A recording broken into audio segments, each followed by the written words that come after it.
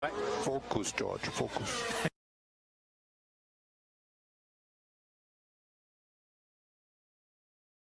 Focus, George, focus.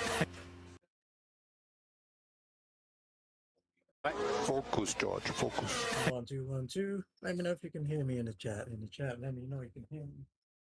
That's it. 1, 2, 1, Focus, 2. George, focus.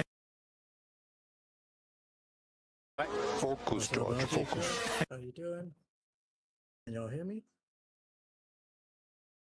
Focus, George, focus. Ron, what are you saying in the chat? Nice of you to join us. Rose, nice to see you too.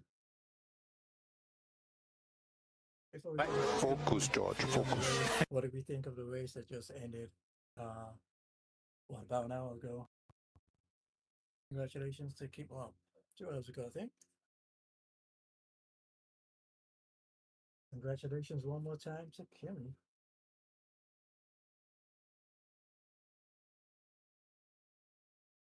Yeah, Mars, I feel the pain. In the middle of a heat wave right now. Going, we are doing good.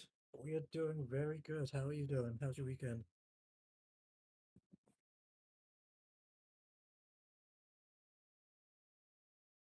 Coming in a little bit soft. Okay, turning it up a little bit. 1, 2, 1, 2, 1, 2, 1, 2, 3, 4, 5. 5. I ain't counting anymore. 6, 7. Okay.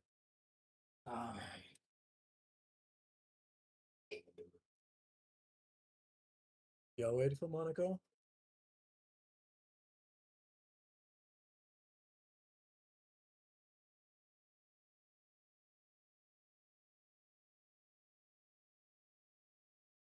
Ready, prepared.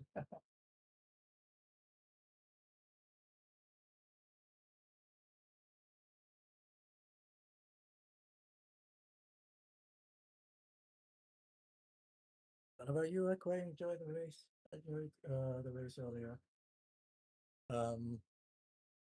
So interesting to see that battle between Mr. McLaren, Mercedes drivers. Don't know what McLaren were thinking with putting both the drivers on the intermediate tires. Should have gone with a split strategy. The driver should have had a backbone and decided, at least one of them, to change tires to demand. These intermediates aren't yet.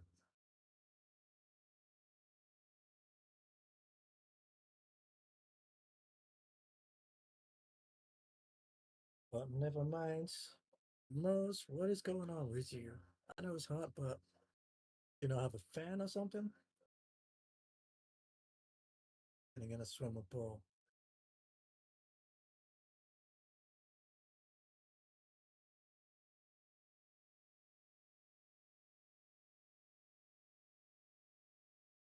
What's everybody's reaction to the trailer or the trailer what we saw from F1 2026, the DLC?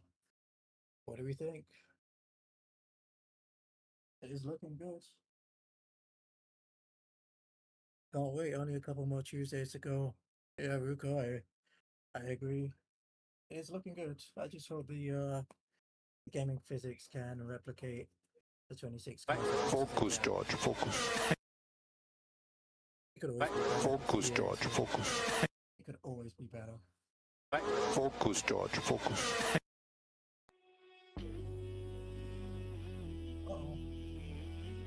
Uh-oh. Sounds like the intro to me.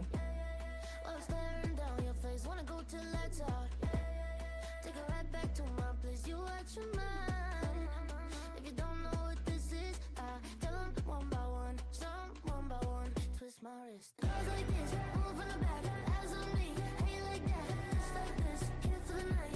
Only biting in, just keep watching. Just keep watching. Just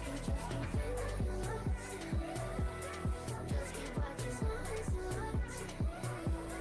Just keep watching.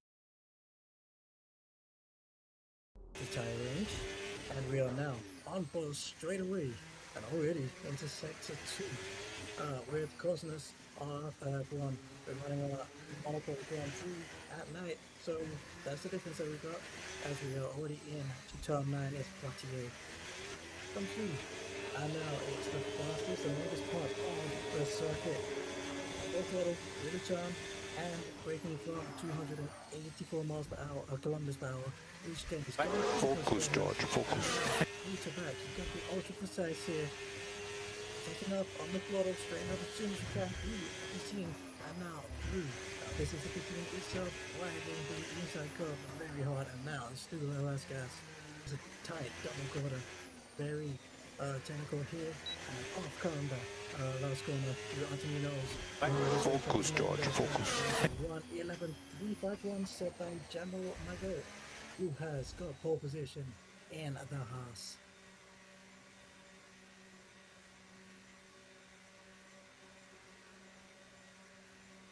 That is Jamal Mago, who has got pole position. He with a 1:11.3. We were looking for lap times a little faster than that, but you know what? It's the fastest in the session, and by a clear 0.3 of a second. To always blame Torb and the Visa Cash App, for whom we'll be starting alongside. They've cleared the rest of the field by a second. We've had a few drivers who have invalidated. But the last driver on track, Irrelevant Penguin, is making his debut, so shout out to him. We have our driver on pole position, Jamal Magot, and always blame Torb. And also a fine welcome back to a long-standing member of the Average at Best Racers community that is as Goran goes by Zikla Zirde, who is making his long-awaited and very welcome return to the grid. It definitely is a Unit 7 plan that we are running league race at tonight. It'll be 27 laps. Focus, George, focus. Nighttime atmosphere will focus on many drivers. Tonight, we shall see. And just a bit of a recap on how the championship standings are going whilst they're getting their setups set up. People Vibes going to release the World Championship on 131 points to Pinkston. 29 second gap. Which is right now as the race is about to start. 5 laps are on. Let's do it. 5 laps. Go. Everyone off the line. 11 drivers head into turn 1. Let's see if we keep it clean. Come on. Keeps the racing line and now we've got spinners. At least one. And some debris flying off at turn 1. Pretty much as expected. Always playing to assume the lead with a battle start from Jamal Mago. Go on. And third. Pinkston 4th. Baker in 5th. Cosmos in 6th. FMJ in 7th. People Vibes Stu in 3rd. Stu in 8th. And we have some gaps between Cosmos and FMJ already between the 6th and 7th positions. For some reason we got okay, you know what, we got a blue flag, which might mean that we've got another time glitch as we had before. Let's keep an eye on that in the background. Examine Games and Grey. We have, but as we see right now, as you see the Aston Martin cutting the corner. I believe that was Goran who was struggling going in to the Novo chicane. Meanwhile, in the Haas is Jamal Magot. I think everything looks correct. Jamal Magot leads, already kicking out a little bit. Same for playing to the final corner. So turns 1, lap 1 done, and Jamal leads with Torb in 2nd, Pinkston 3rd, we got Goran in 4th. 5th, PvP Baker. We've got 3 drivers entering the pit lane with some sort of damage, with at least front wing damage. FMJ, Faith Mercy, and Boys, and Irrelevant Penguin, both in the McLarens. It looks like we might have another time glitch. Let's just get confirmation of that in the back end from both Examined and Gray. I'll send me a message in the FIA discussions to see But we may have a glitch restart, so for each of the drivers who may be listening on broadcast, be prepared. We may have to retire and restart this race. Keep going as it goes right now until we've got confirmation of that as it goes. JMO is driving away with a 2.5 second lead just under, with 12 in the record, leading. Kingston, Goran, and Cousins who are very close by. Cousins has made an overtake. I believe that is in the swimming pool section. On Goran, so fourth goes Cousins, fifth Goran, sixth Baker, sixth Fever. BVP Baker is the fourth driver in the pits. Coming in from seventh place, Fighting Man is in the second, Aston Martin in Focus, George, focus. in ninth, and both McLarens are at the back of the grid. Looks like we're all good into as we see the RB of Torque going deep into the hotel hairpin, going deep in cost and losing time. Just very lucky not to be losing a little bit of his wing unless I'm very much mistaken, but it's put the Mercedes of Pinkston right on his tail, not close enough to make an overtake into the Nouveau chicane as we come through here, turns 9 and 10. This is turn 11 to test, that is Tabak. Aim for the curve and be precise with it. Maybe you get a little bit of oversteer and no spin just on the exit if you are too anxious on the throttle, if you're rushing yourself on the throttle. Meanwhile, it looked like JMO also lost about best part of a second in sector 2 himself. The gap was 2.3 seconds going across the line below the sign. Lord lost a second in the hairpin and has managed to enter JMO lost a second in sector 3 somewhere. So the gap is still about 2.4 seconds. Already a bit of a manic start. We had at least 4 drivers enter the pit lane as Cousins having a look at the insides. He didn't quite commit to the move on Pinkston, but Pinkston knew he was there and left a little bit of a gap into turn 6.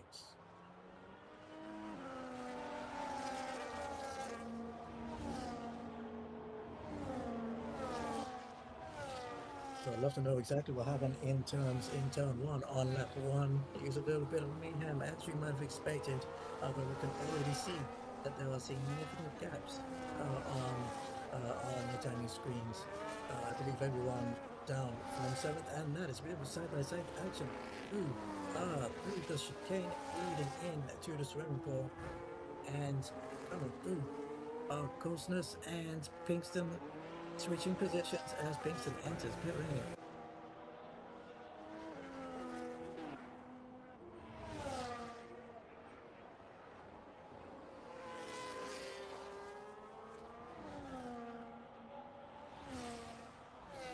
So Pinkston is, I believe, a 6th driver to enter the pit lane to pass the tires. This might be a long strategic call. Might be going in early to go on to hard tires to the end. Remember, I have to say it won't be hard tires to the end because you have to make at least 2 pit stops in this here race at Monaco. We have the C4, C5, and a special C6 tires for this event alone, so the tire wear should become a factor slash a worry for each one of the drivers, and perhaps not every one of the drivers who pit in did so because of damage. Maybe it was for a strategic, very early pit stop to get some fresh air and new tires so that they are not battling and not stifled behind any other driver. JMO is in pit lane, so he surrenders to leave voluntarily to switch on to, we'll see, hopefully, his next set of tires. Replay of the start. Here we go. Let's see if we can see where the mayhem was as the lights go out. So we've got the live inset on your top left corner. Main screen is whatever happened in turn 1. So we have, let's see. Oh, and that's the second Haas who all the way slammed into, I believe that was Fever. I may or may not be. And that is back to the live action, and this is still a battle for the lead, effectively. Cousins who's almost vulnerable to always playing Todd, coming through turns 7 and 8. But Cosmos keeps the lead. In fact, I believe he's taken the lead whilst we were watching the replay supplied by Gray.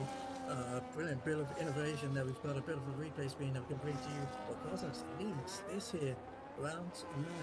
Michael Grand Prix in the Division 2. Avia Best Races lead with extraordinarily average races. And as it stands so far, only one time penalty against the driver's name, and that is going for exceeding track limits, I believe.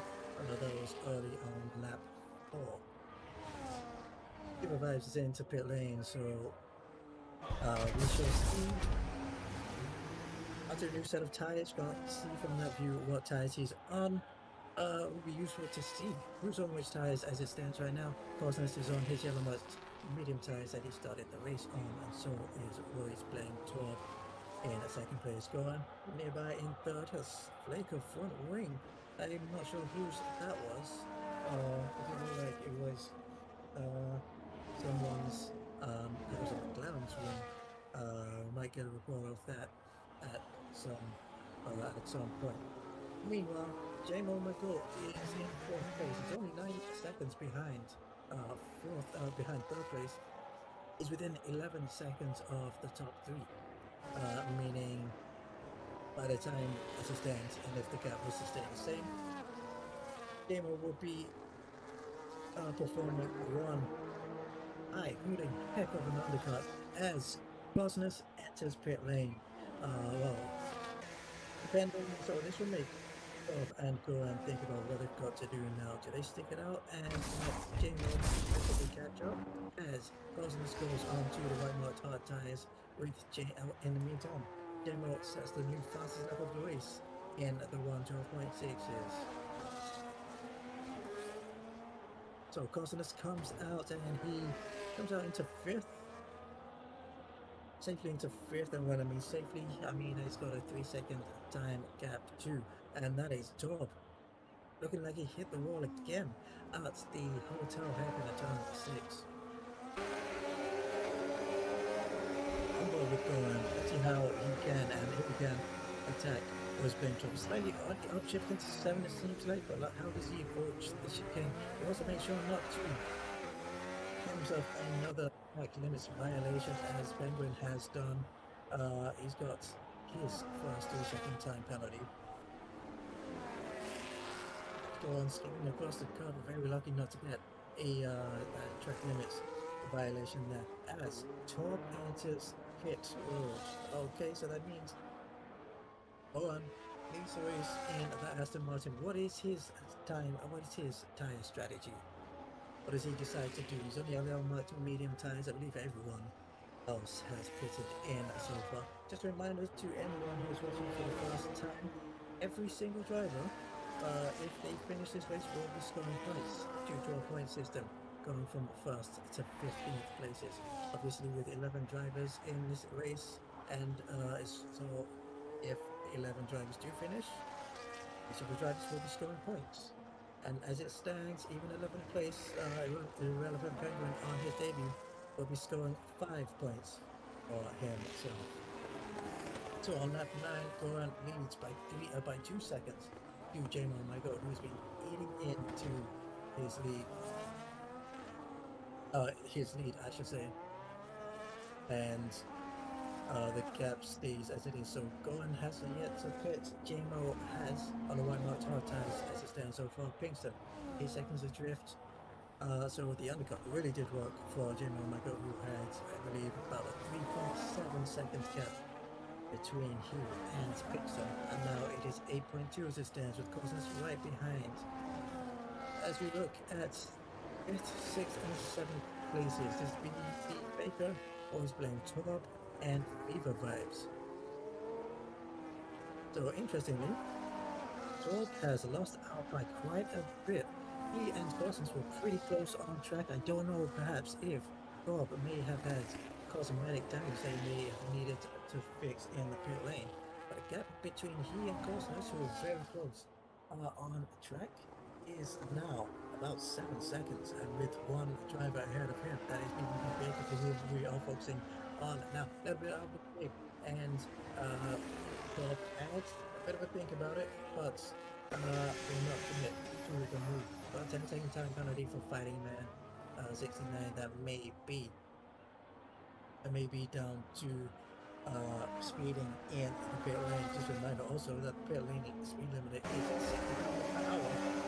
There's lots of rounds here, and as also lost position to us playing tour. Such me right for rambling. I might miss something pretty much significant and nice tour. Up to fifth place. PvP Baker not just losing a position but losing time. I believe your back marker was in there as well. And Fever Vibes right behind in the Red Bull Japan special livery.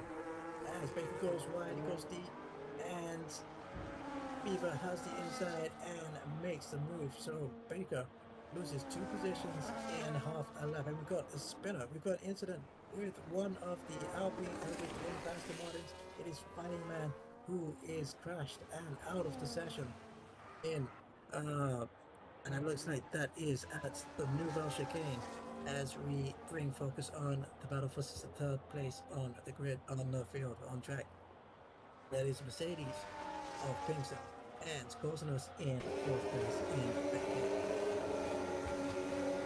Heading down to what was the yellow flag zone, we are fine for it now. Track is clear, so no safety car, not even a virtual safety car with the track clear.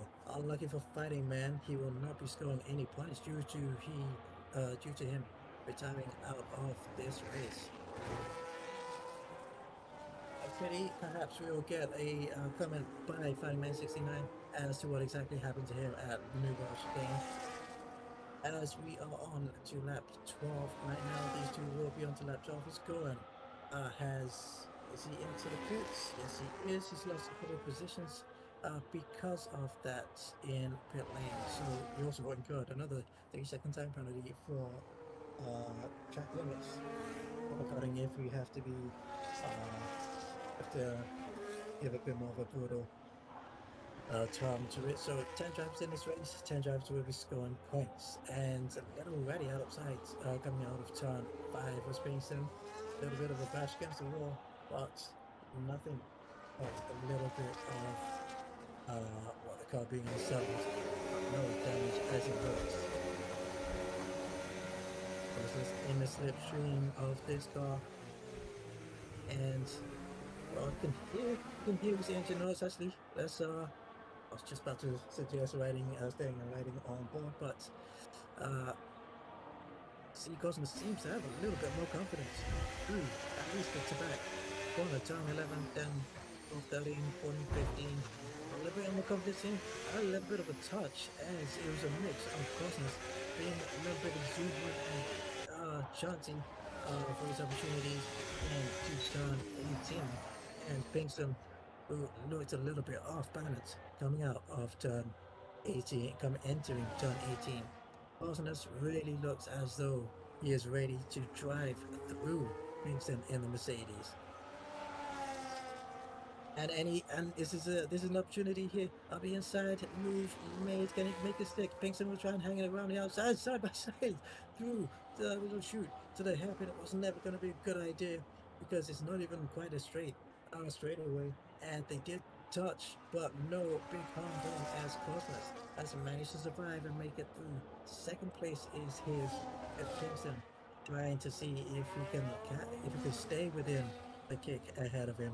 But Cosmos was really looking very aggressive and trying to take Pinkston's position. Perhaps Pinkston felt a little bit of pressure as Cosmos fills the wall near to the back. But Cosmos is through. Cosmos was hounding the Mercedes. Let's see if he can drive away. Now he is in. Now he is ahead with 11 seconds worth of fresh air. We're about half distance now, lap 14 of 27. JMO, my goal, leads by 11.3 seconds. Cosmos in second place. Pinkston in third in Mercedes with a 3-second time penalty. Golan is adrift by 10 seconds in fourth place with 6 seconds worth of time penalties. Fifth place is Fever Vibes. Those two know each other pretty well. Let's see if they will be racing with each other pretty closely in the next few laps of this race. 2.5 second gap between the pair in fourth and fifth. PvP Baker is close by in sixth place, 1 point, just about 2 seconds behind. Top with 3 seconds worth of time penalty is seventh place. Both McLarens, Mars, Fake Murty, and Irrelevant Penguin, let me get her right for once, in 8th and 9th places, although Penguin is quite away adrift. And in 9th is FMJ, who I believe is in the race in theory, just with his AI running, but in 10th place still. So 6 points will go to FMJ's. We've got one driver into the pits. I believe that's JMO. I believe it is. JMO might go in for his second pit stop. Yeah, it is. And also Cosmos and Kingston. This will be a straight fight in the pits. Let's see. So Kingston with a damage front left end plate. Front wing change to him. Cosmos. Front wing change. No, he's got damage front wing himself, but no front wing change for him. So there will be at least a 3-second gap between the pair of them when they come back out on track. But how? But which positions do they come back out? Goran and Fever have assumed their second and third positions, causing us out in fourth, and Mercedes of Pinkston out on fresh tires to the end of the race. Has done his second stop. Now he has a new wing, so new wing, new tires, and a recharge of confidence now going to the end of the race on these yellow Martin medium tires, the C4 class of tires for this here Monaco Grand Prix. Got a race replay of Cosmos making a move up the inside of Kingston, and let's see this incident here. Well, was that enough space left by Cosmos, or was that Kingston trying a little bit, just trying to keep it up the inside of the closing door? I think it might be 6 of one, half a dozen of t'other, but no big deal as they still continue in this race unharmed. There's actually a 7-second gap between Pinkston and Cosmos in 5th and 4th places respectively, as we see Fever dives into the pits for his second stop of the night. Off tires, just a straight tire swap. His pit stop, his second pit stop of the race. That's race leader with almost a 4-second gap is JMO Michael, who has Goran behind him in the Aston Martin. I believe Goran is the only one so far who has yet to hit in for his second time, I should say. Everyone has stopped at least once, but Goran stops just once as it stands right now. Looking at Ruko on the track, who is surprised that we haven't had a VSC or even a full safety car as it stands on lap 16. Well, that may be because of the lack of tribes that we have on the grid as it stands right now. But yep, didn't have a VSC after the incidents in turn 1. But, well, it's not as much of a mayhem Monaco as many of us may have expected. Perhaps you're saying that for D2, Ruko and Racing, which you will be featuring in. Hopefully, fingers crossed. I mean, fingers crossed that you'll be featuring, not fingers crossed that there'll be any mayhem involving you. PvP Baker in 6th place. He's got a damaged front wing end plate that'll be costing him dearly, maybe it's costing him now, as he's lost the position, and Fever dives and takes the position. Didn't even need to make so much of a dive, just really need to stay on the racing line. And out into 5th place now is 6th place is Fever with PvP Baker in 7th. So that front wing end plate that is missing on the Alpine of Baker may well be costing him, it definitely is costing him some points of downforce, and it just have cost him some position right here. I'm not too sure as we're now on the final 11 laps of this race, if Baker himself has been into pit lane twice himself. But one thing is for sure, Goran won't need to, because he has only pitted once. If you pit less than 2 times, then you will be disqualified from the race and you'll score absolutely 0 points. All you need to do, and we've got a spin on one of them clowns, is a spun up at Casino Square and that is Irrelevant Penguin, who is done for out of the race, and we might have, and we indeed do have a first full course yellow, and it is actually a safety car. So for Gohan, who has yet to pit, is nicely in his favor. He would have been set to lose a bit about 18 seconds with an ordinary pit stop. He'll lose a lot less time now. He is actually still around the circuit, so at turn 6, it is one of the McLeods, Irrelevant Penguin, who is out of the race on his debut. We may get a word in the comments from him, but we have a yellow flag. It's a safety car, and well, you know what? It's all Ruko's fault. He's not even in this race, but it's his fault. He jinxed it. He said he was surprised that there's no safety car, and look what's happened. It wasn't even a minute, was it? Maybe it was 2. We got a drive-through penalty for Faith Mercy, who has got a penalty for, I believe that was driving. I think let's quite see what the penalty was. Game's gone. Well, game's not over yet, Mars. We are on lap 18 of 27. The safety car is out, and let's see. Will be entering the pit lanes to serve their second stop.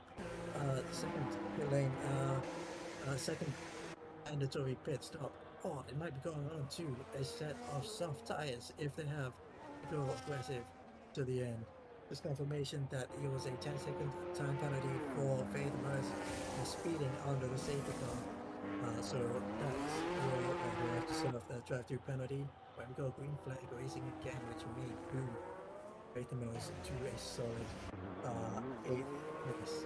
Meanwhile, as let's see what's going on in the pit lane. We've got a Mercedes of Pinkston, who I believe has just come out of pit lane, with Baker trying to catch him up, won't be able to do so, won't be able to pass him. So safety car is out, and the lead of Jingle, which was about 11 seconds if I remember correctly, has shrunk down to, well, actually that was Morris, who is a lap down, who's right behind him on track. And well, yep, the lead gaps are already shrunk down. So let's see this incident once again. This is Baker going wide. He didn't look like he lost tires. That just looked like he just did not have the front end grip. And that has, well, cost him a position. I believe he has gone into the pit lane to get a new set, a new front wing. I wonder if Pinkston, I believe Cousins actually, correction, if Cousins decided to do the same, or if he is still around the circuit, because he's got still got a damaged front wing end plate, a damaged front wing from early on. So if he's risking it now, he risked it to keep early track position, but a significant time gap to the nearest rival, who was the Mercedes of Pinkston. Now Pinkston is right behind with a 3-second time penalty. The order, as we are on lap 20 under the safety car, then we go. Leads. Goran is in second place. Cosmos in third. Pinkston and Mercedes in fourth place. PvP Baker in fifth. West Blame Torb in sixth. Beaver Vibes in seventh. Eighth Morris is eighth. Is one lap down. And FMJ is in ninth place. I believe it is his AI who is circulating at this point, and not FMJ, the man himself. And this is FMJ organizing a picture of his own mediums to mediums. Alright, fair enough. So, this will be interesting. So we've got a myriad of time penalties against Persona drivers' names. You've got Gohan, who's got a 6-second time penalty. Pinkston, Baker, and Tor, all in 4th, 5th, and 6th positions respectively, with 3-second time penalties. So they will be racing hard and furiously on track. But time penalties will become a factor as all the cars that bar the house of FMJ are close together. Safety car is in this lap. J-Mo will be leaving the cars behind him for the final 7 laps of this, the Division 2 Monaco Grand Prix. Already creating a gap for the drivers in second and below, and we're hoping that Faith Morris and McLaren, who's a lap behind, will be able to get out of the way and obey the blue flag. We have a little bit of a situation last week where blue flags were apparently not waving or not seen by one of the laps cars, but hopefully Mars will be able to dive out of the way, but Jamo will be praying that the McLaren stays where it is for as long as Mars does get out of the way of Goran, of Dawson's, and of Pinkston in second, third, and fourth places, and lets them go pretty nicely. Jamo is already gone, and as we see Torp once again hitting the outside road on the exit of turn 6. So really struggling at the hotel hairpin, or maybe it's just so eager to get a room in the hotel. But this is the battle for second, third, and fourth on track. Rivas lost position or switching positions with Baker in 6th. This is Jamo Michael who's leading after the safety car with a 2.2 second gap, no time penalty against his name. Goran is in second place with a 6-second time penalty. Korsness, Pinkston, Tor, very close by over 3-second time penalties in third, fourth, and fifth positions respectively. 6th place is Viva Vibes, who may well be gaining a lot of positions. He just needs to keep it clean.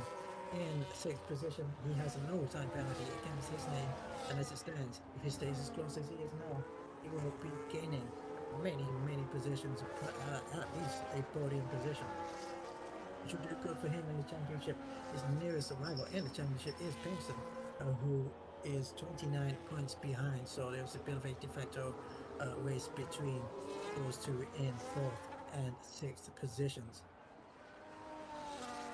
It's not just a battle for track position, it's also a battle for championship in the championship standings as well. 7th mentioned is BBB Baker, who is only 2.6 behind with a 3-second time penalty. Oh, look like we had Annie, we do. Look like Goran struggled a little bit on the outside, and that is a collision between Cosmos and Goran. Goran was trying to go for the apex. Cosmos was already there pretty much, and debris has trailed off Cosmos' front left end plate now.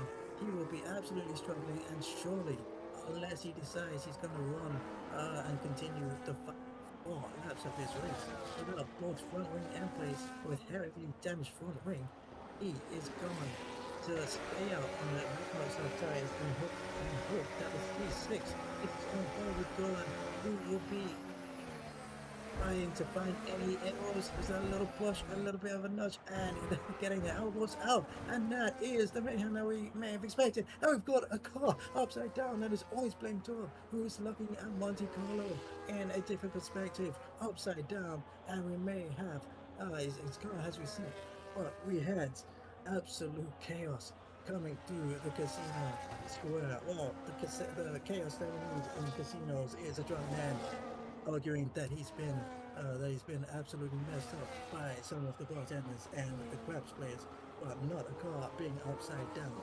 As well, Jamo Michael has absolutely no idea what's going on and is listening to the commentary.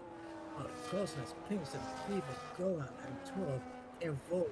Well, Fever was somewhat involved in a just spectator walk as the Mercedes goes up the inside. He's getting 5-0 here now as Pinkston died. He can't be bothered with waiting behind Cosmos now.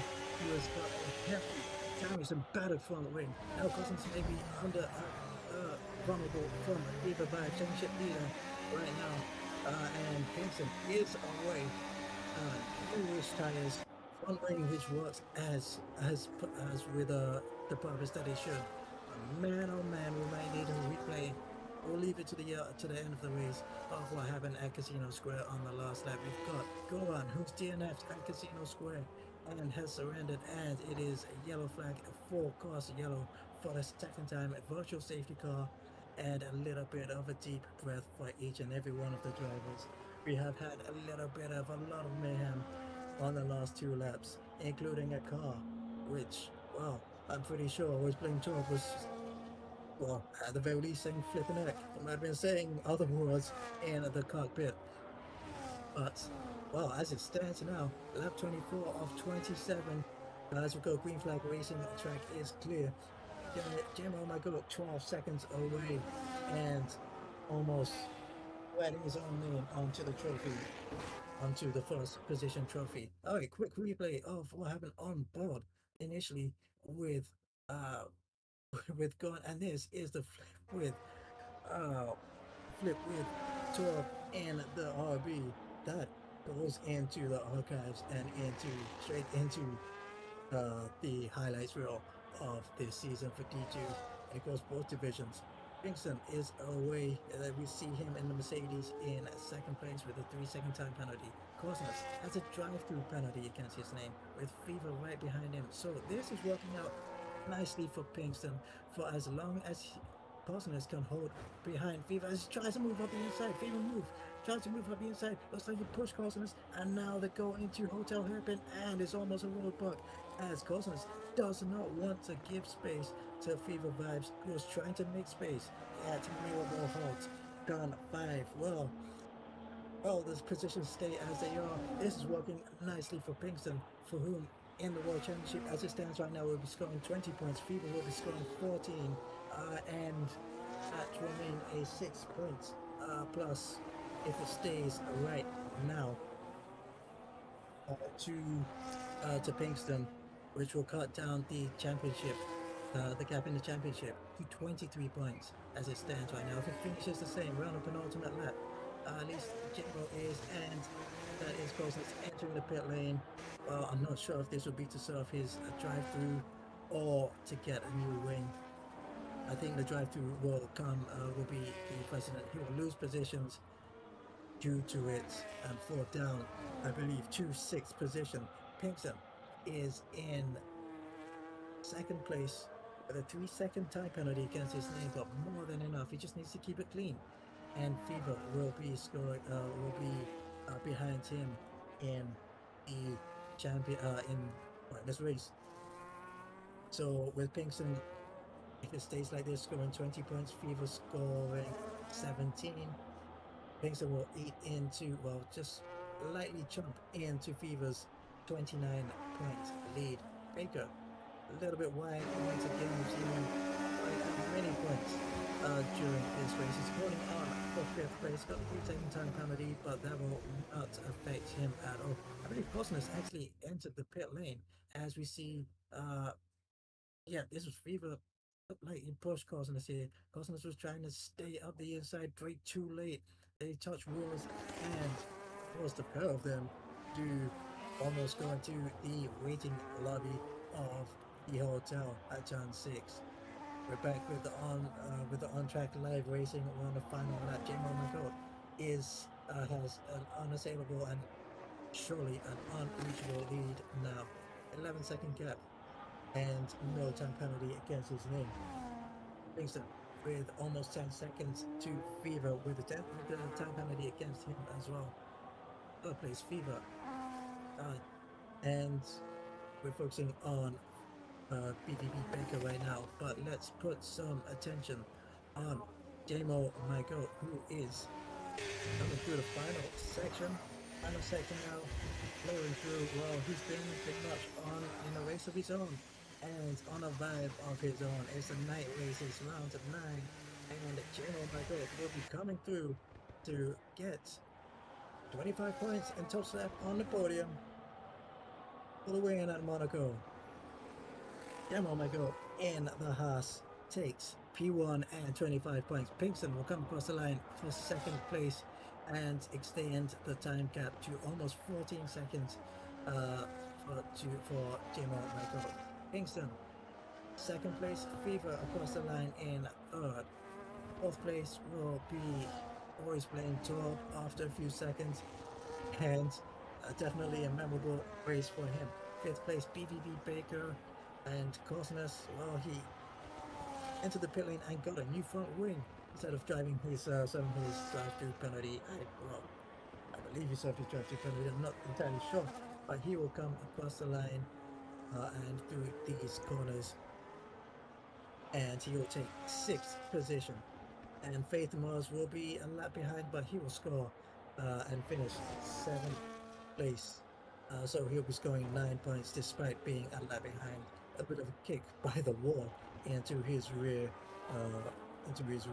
but seventh place for Faith Mars and FMJ's AI will come across the line, and we only finish and be classified in ninth place due to be at least, I believe, 2 laps down.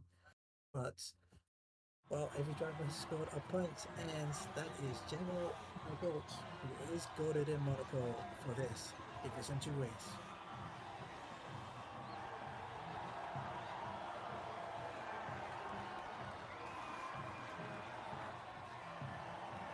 Well, I've got to say, that was an absolutely eventful race, and we'll get to speak to our race winner just after we look at the final results. So, General, hold tight for now.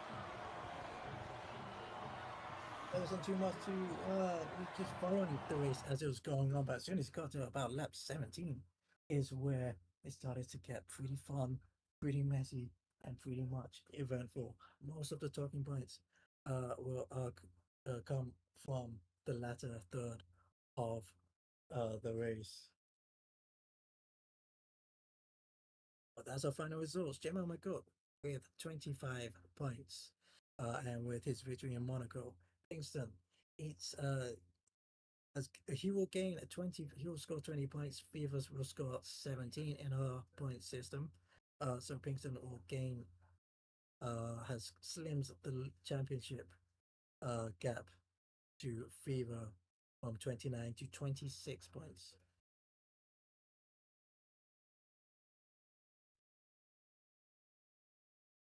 All right, I'm rejoined by Alex Gray, who let's see if we can get him on the microphone and see what his perspective was of Division 2 Monaco Grand Prix.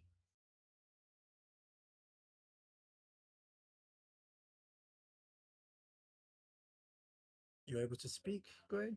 Yeah, it was a fairly really close race there through most of our drivers there.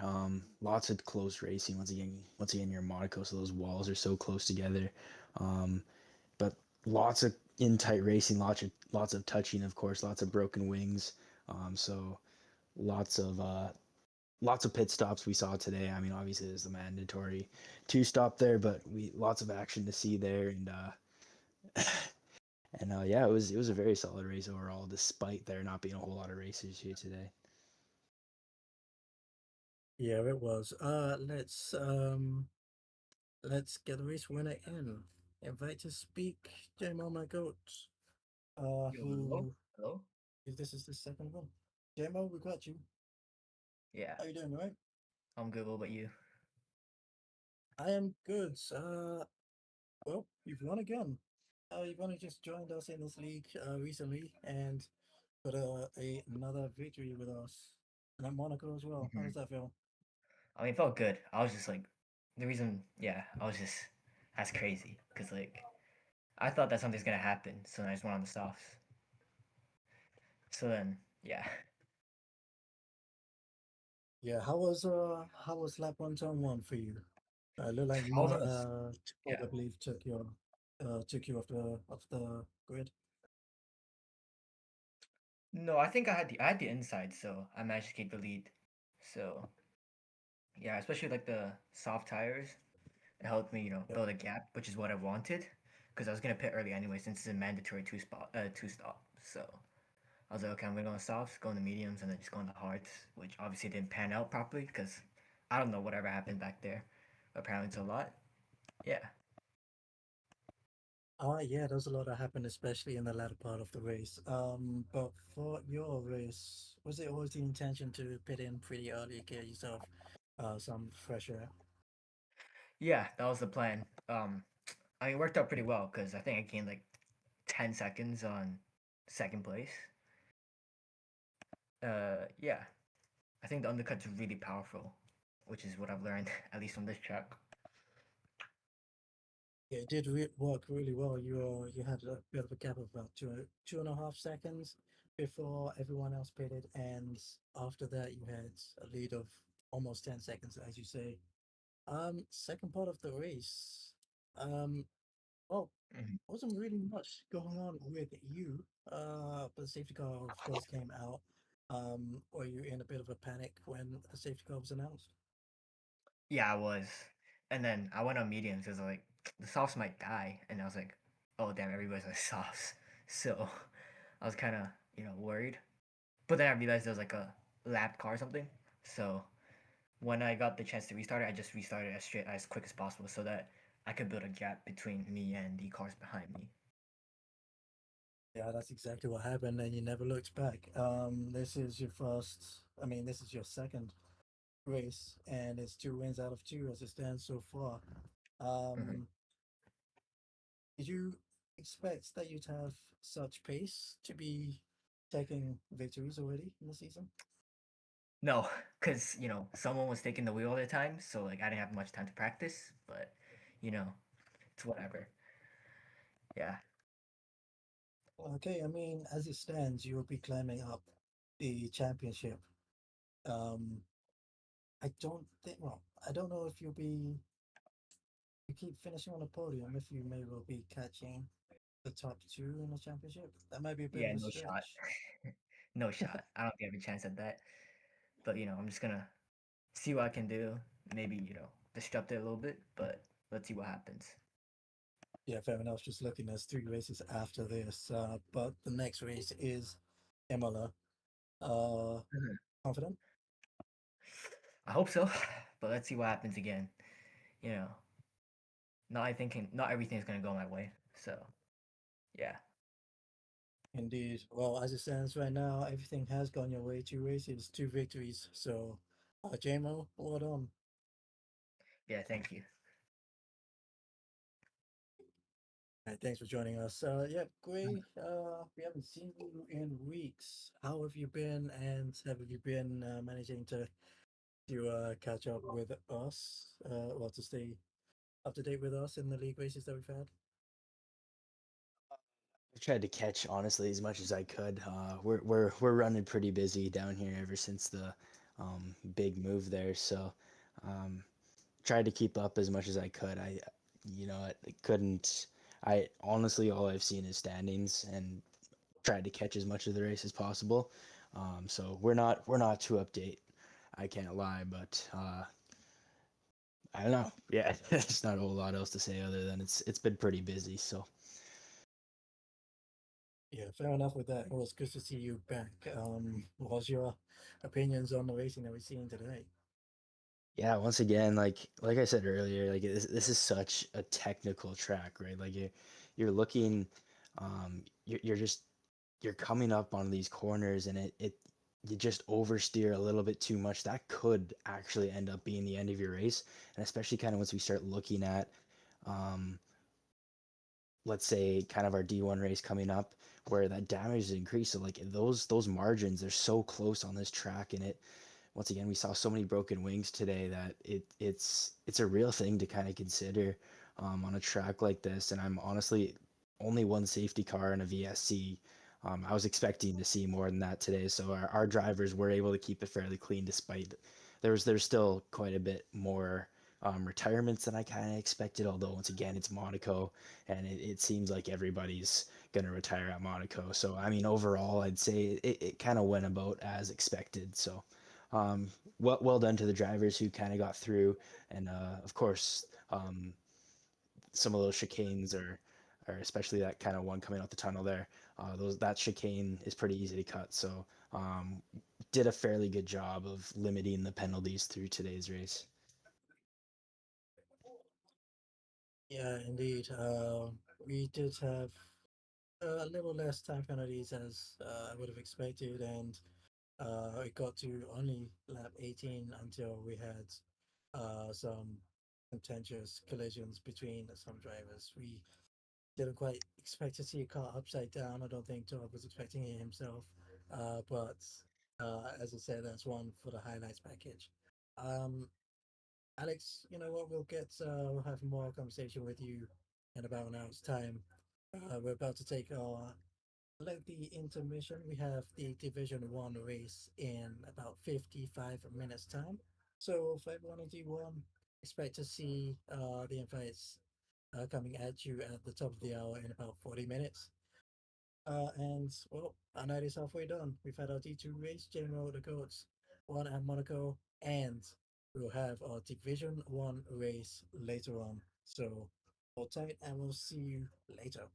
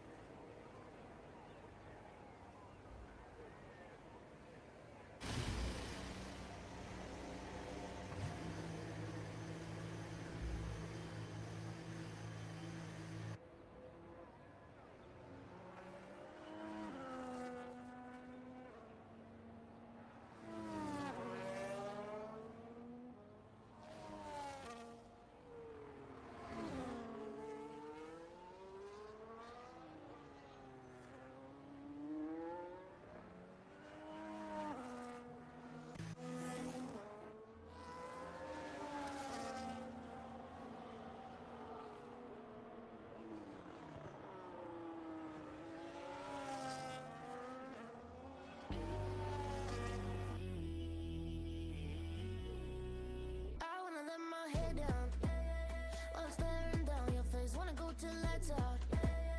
Take a ride back to my place. You out your mind. If you don't know what this is, I tell them one by one, some one by one. Twist my wrist. Girls like this, move from the back.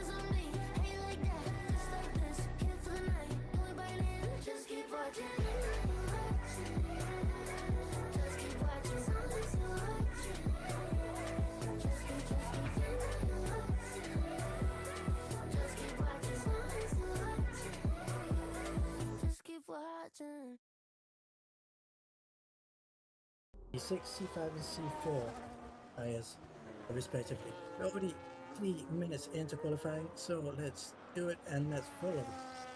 Cosnus, who is on his lap right now, actually just about to finish his lap, and he sets a 1:11, 1:19 for the first recorded time on the board that Jesus was. Comes through the 11.6. Pinkston in Mercedes with an 11.3. Jesus Rules with Fedmaster, I should say, on an 11.4. So, Vision, whilst we're here, we'll just do a sound check across all of our platforms on the Discord, on the Kick, on Twitter, on Twitch, on TikTok, and of course on the Kick. And if you are in the comment section, let us know. Let us know that you're here. As we see, Noriaki Akiyama set the session's fastest time is a 1:10.150. Estimated pole position time is in the low 109s. 102 is a time I had predicted. You can see we'll have any drivers will go below the 70 seconds mark. On board with our championship leader, Chris in the Aston Martin, is the winner of the last 4 races. Been on the podium in the last 5 seconds, first, and first. Let's see if he will continue that trend. In Monaco, gone and set a 18.5 in the first sector. Let's see his approach in the hotel hairpin that stays away from the curb and takes the hairpin at about 47 kilometers per hour, 29 miles per hour. And as we come through RTA, let's pop the stroke it now, full throttle. Through the curve of the tunnel, and now through the Nouveau chicane. Brakes about 100 meters away, and just a little bit deep. But you see the blind level for any of the chicane. He is to back. A little bit of a lot of hesitation as it comes through Lu Shuan, through the Lucien chicane, but now settled on the exit and entered Oascas. You enter the first of those corners to commit yourself to the second and through the final corner named after the creator of this event. Anthony knows as Chiz goes across the line 6/10 off the pace with a 1:10.714. So we have our 12 drivers including FIA, in the one and only house. And who are yet to set the lap times. So over here we're seemingly on a quiet part, quiet spell in this session so far, with just over 12 minutes to go. Let me just give you all a recap on the championship standings. It is Chiz, who was just on board with recently, and the Aston Martin, who was a championship leader by 37 points. Well, I should say by 41 points to the next active member, who is Yano Pitbull, who's not in this race. So this leaves it very already wide open for Chiz to be able to extend his championship lead. Yano Pitbull in the Mercedes. Ethan is close by on who's 51 points behind, who's 10 points behind Yano Pitbull. You can see that Ethan Hunt right now is P9 in qualifying with a 1:11.6. As we'll round it up. We have Fax in the McLaren on 73 points. I should say Chiz on 139. Yano Pitbull 98. Ethan on 88. Fax on 73, and so is G-Man Plant in the Mercedes, who is also absent this weekend. Mark also absent in the second Aston Martin on 65 points, and Noriaki Akiyama in the Red Bulls, currently on pole position as it stands right now. She is in 9th in the championship with 60 points to her name. Let's focus on the FIA coming through turns 1. This is Bowie Fars, turn 2. Turn 3 he approaches, and we've got a car spun and stopped at turn 4 Casino. It is it looks like one of the Pixarbers. I believe he was just moving out of the way to make sure that FIA has the time and the space on the track. We can focus on her now, and now we are on board. The 48 corner. Nice line. Really on the accelerator as it goes and it goes and goes and goes through the tunnel. A bit of a different vibe, as you can tell. As you come out of the tunnel, there isn't a long beam of sunlight on her afterwards, So you've got your eyes don't have to adjust so much as you normally would in this nighttime running of the Monaco Grand Prix. Ooh, Lajascas a bit deep on the exit and now commits to the off-camber corner, which is the final one. Anthony knows, and across the line, FIA sets the 11th fastest time out of 11. It's 1:12.4 and maybe a side for him. Goes on to his next lap.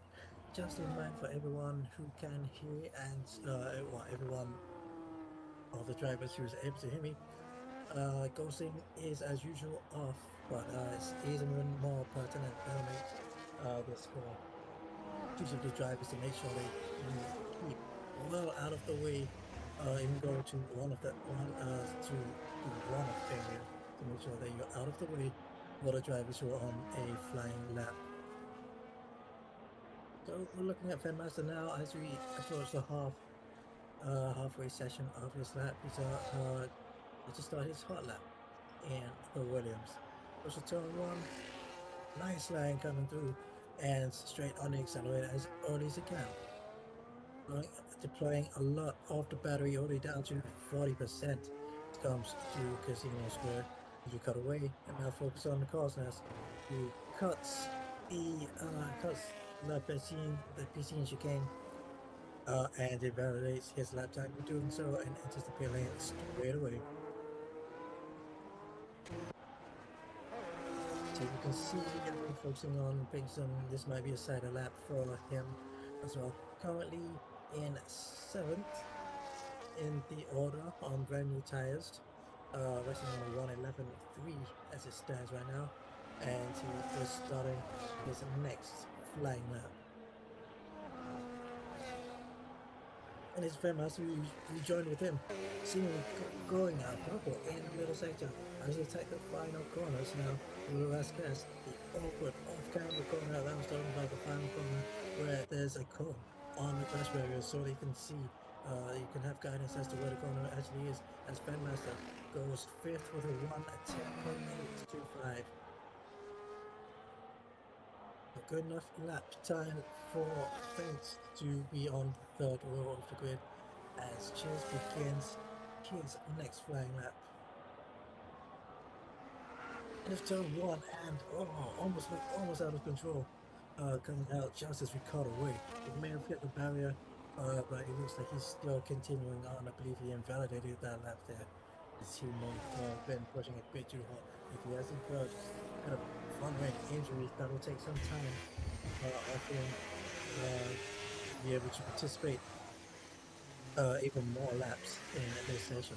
On board with Nut in Victoria, 10th place with a 1:11.5 and a 1:11.6. How does he improve? He does to 3rd with a 1:10.6, so he's almost gone a second faster on his next fastest attempt. This is Fenmaster coming on a red invalidated lap and into the pit road. Surely another set of the C6 Red Mark soft tires. And we're looking at Noriaki Akiyama, who has, as it stands, pole position clinched by 0.368 seconds, which is quite a gap. And that is to Fax in the McLaren, who, as it stands, will be holding 2nd place on the grid alongside. Noriaki Akiyama starts the next flying lap.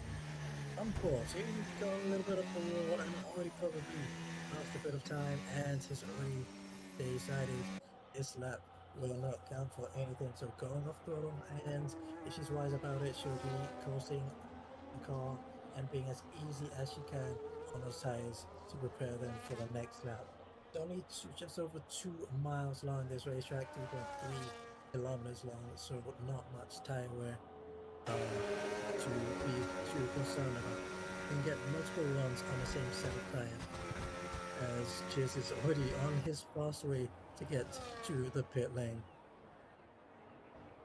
So almost 5.5 minutes left to go in this session, and many cars are returning to the pit lane, but at the end of qualifying will get really busy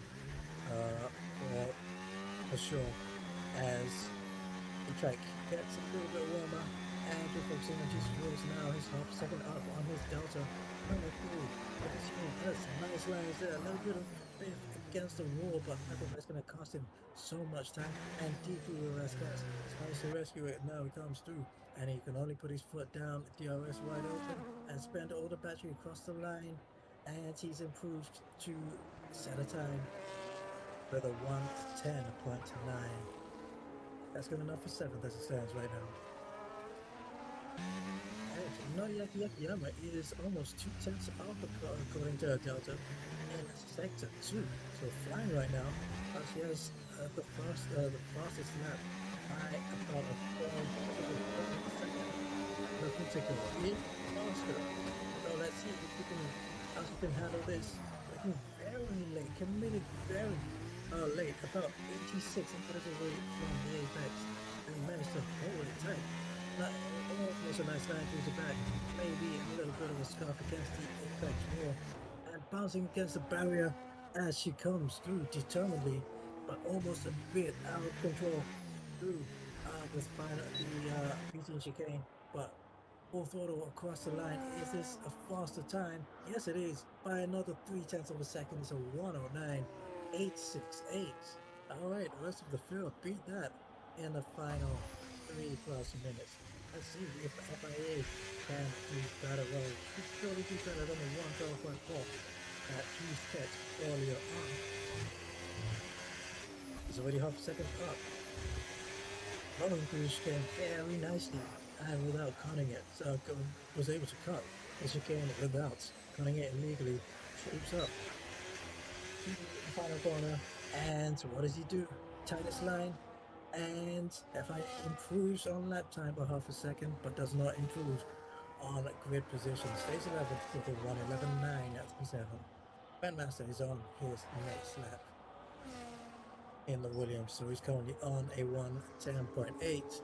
Let's see how he can improve on the on this lap here.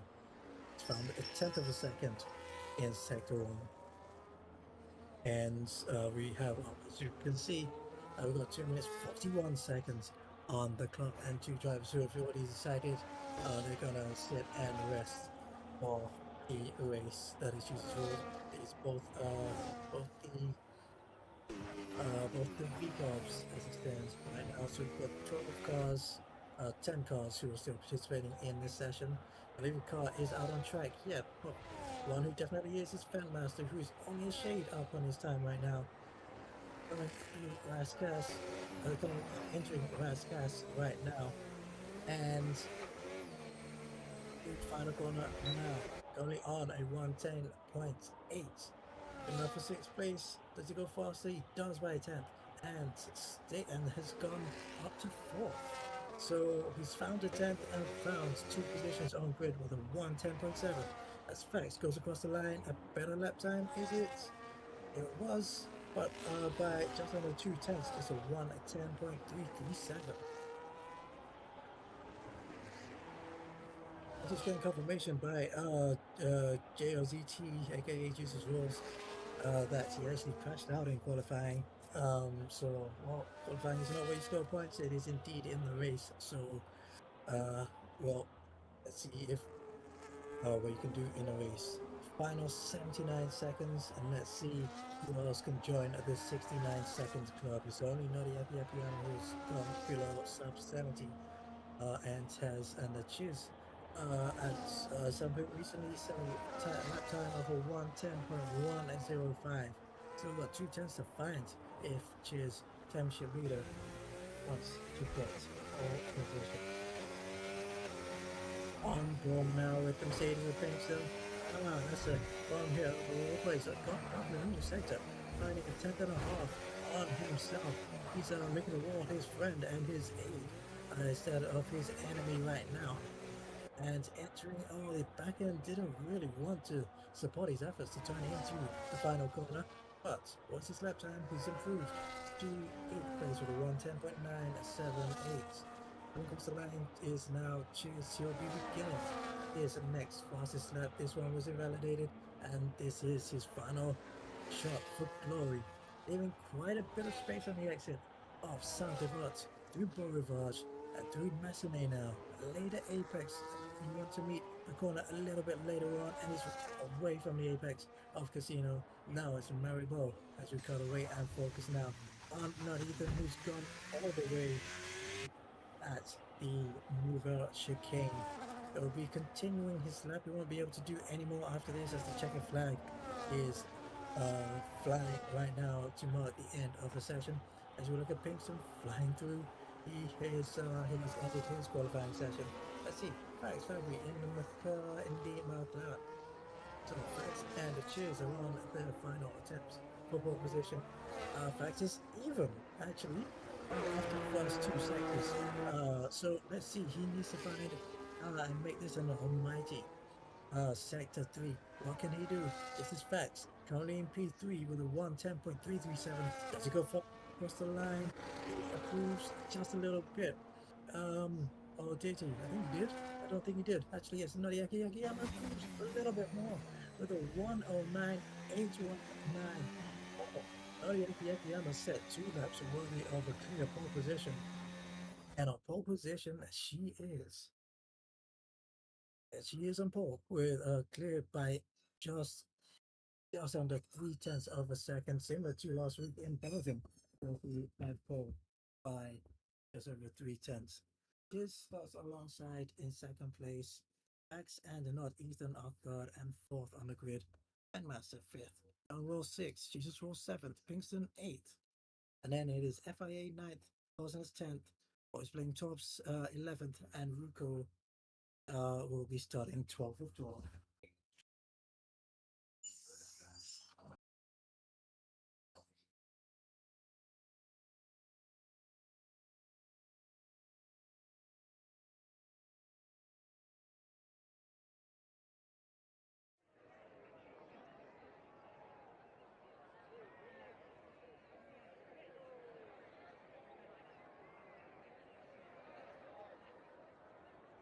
We look at the standings as we prepare, or as each driver prepares to put on their setup for 39 laps of this Belgian Grand Prix. Division 1 race of round 9. So Chase will be looking to extend his winning his win from 4 to 5 races, extend his World Championship points to Yano Pitbull, who is not participating in this race. But keep a lookout for Noriaki Akiyama, who is chasing first race win of the season. Was very close to it a couple of races ago in Australia, but was close and wasn't quite able to do so. Monaco will be very difficult to overtake, so let us see what these drivers will be able to do. Here we go.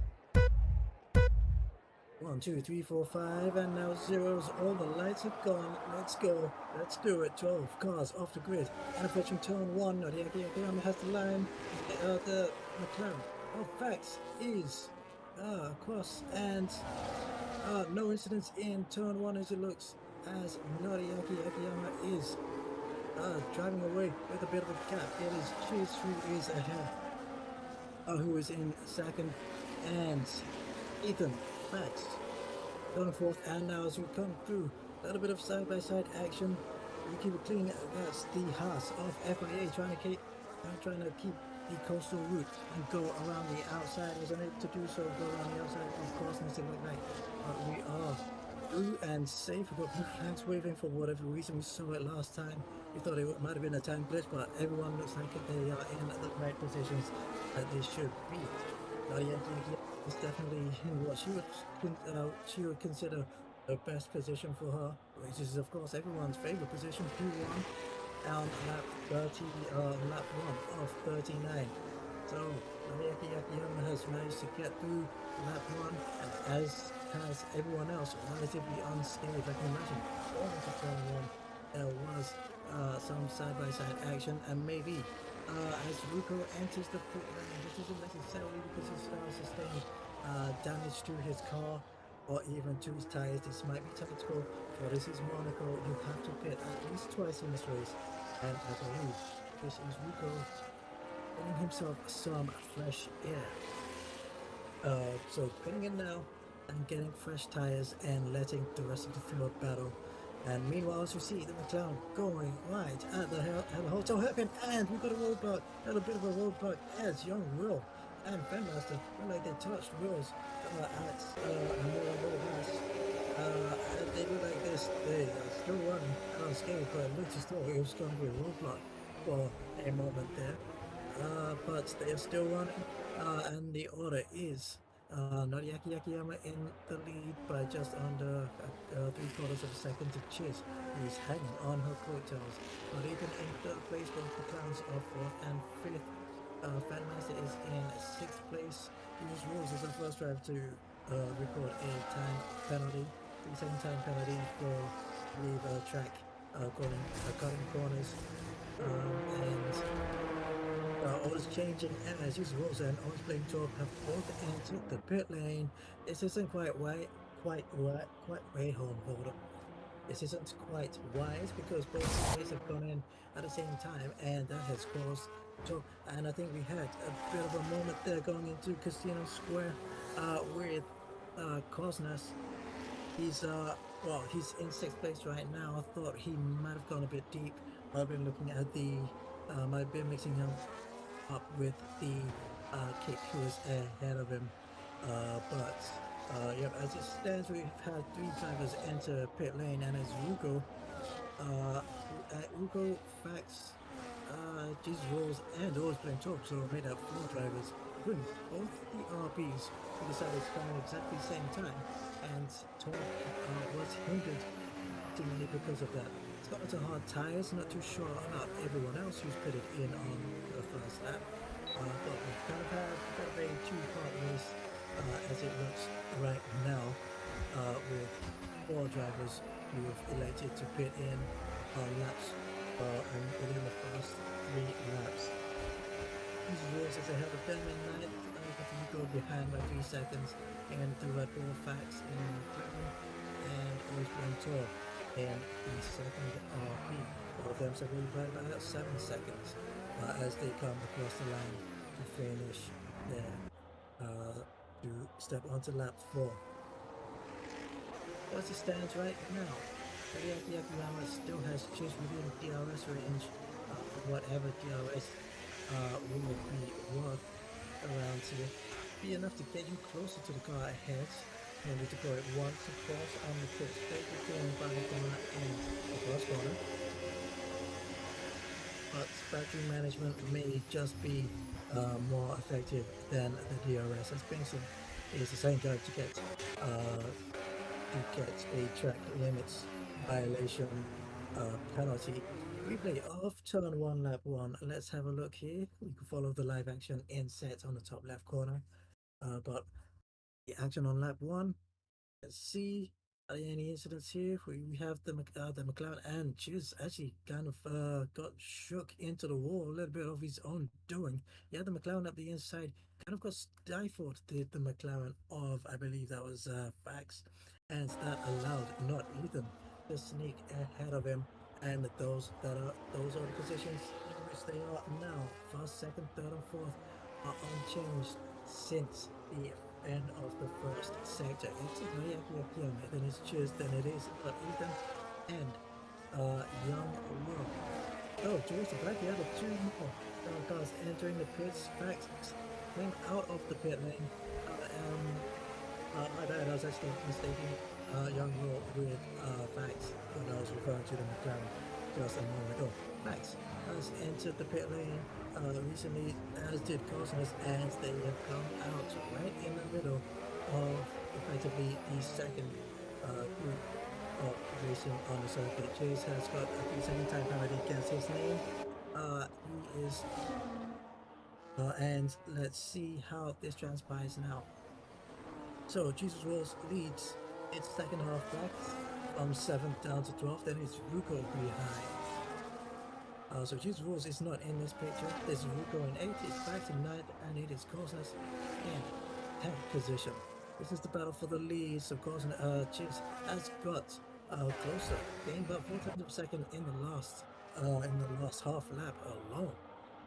So is that Nolan making a little bit of a mistake, or was that Chiz cutting corners let's see what can Costas do coming up the hill through Rivage. This is a Massenet turn 3, entering Casino Square turn 4. They flow through leading to the racing line as we enter turn 5. This is Mirabel House.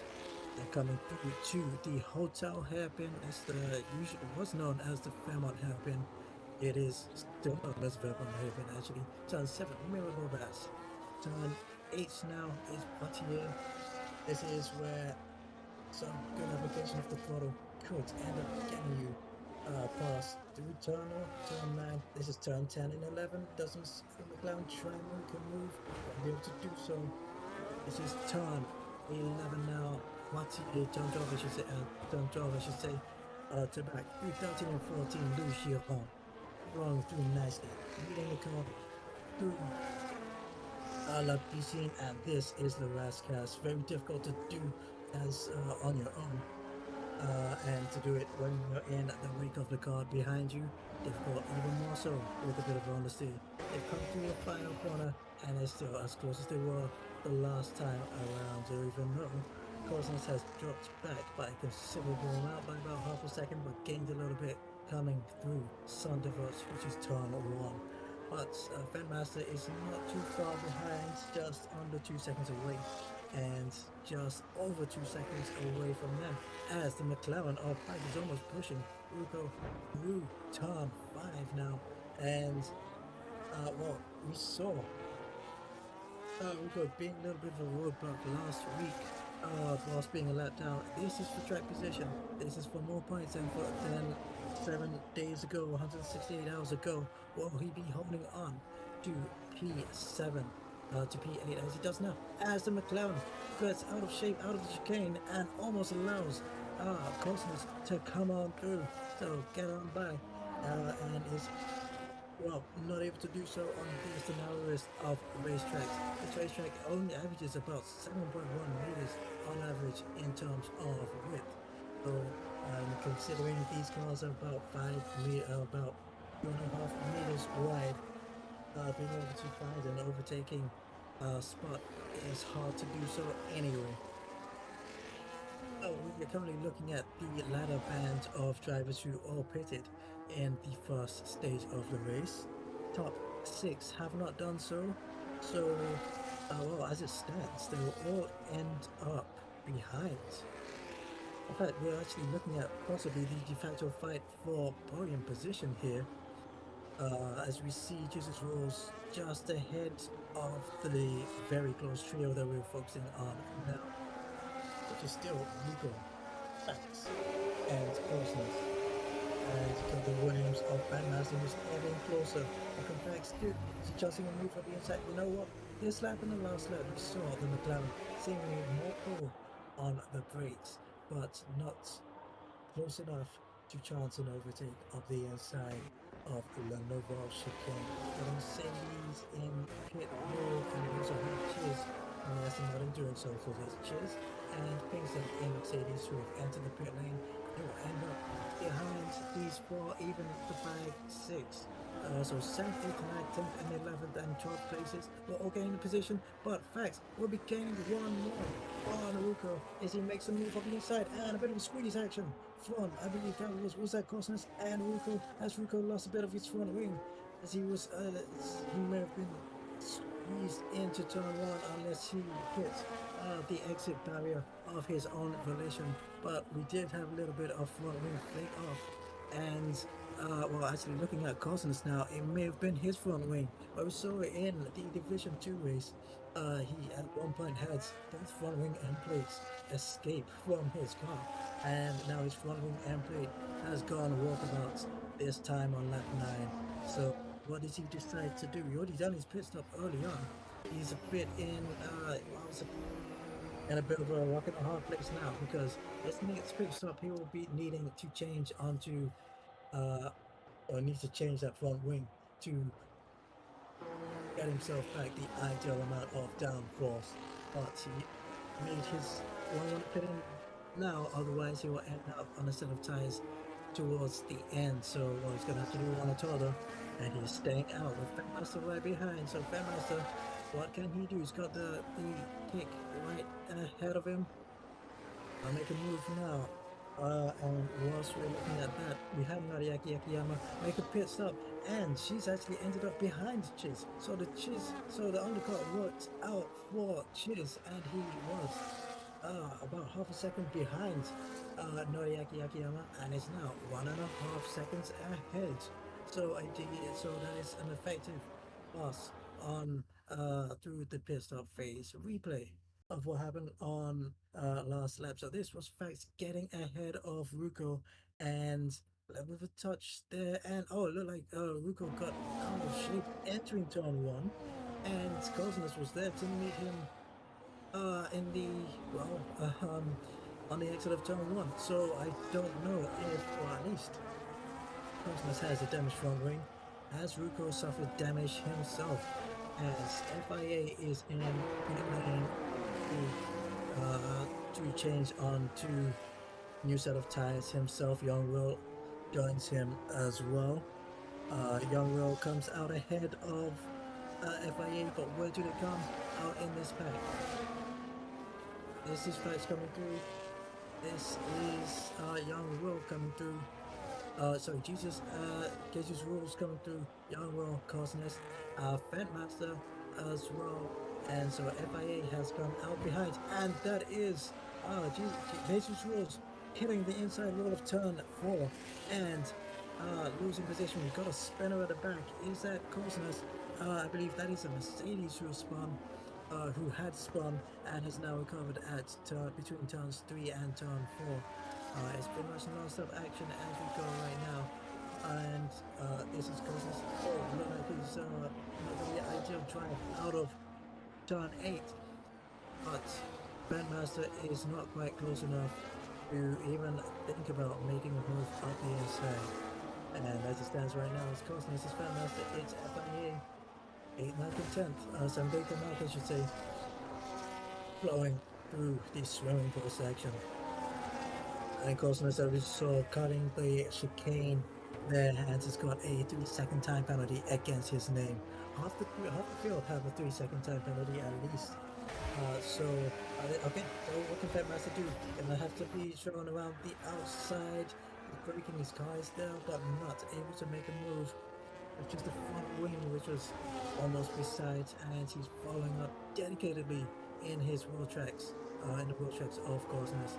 The slightly perilous thing for Fatmaster car number 54 is if he tries to make a move and it goes wrong for him, in doing so he may well lose out to FIA, who is really close behind, and so is Ruko, and so is Ruko. So this has now become a fancy four-way between Cosmos, Fatmaster, FIA, and Ruko.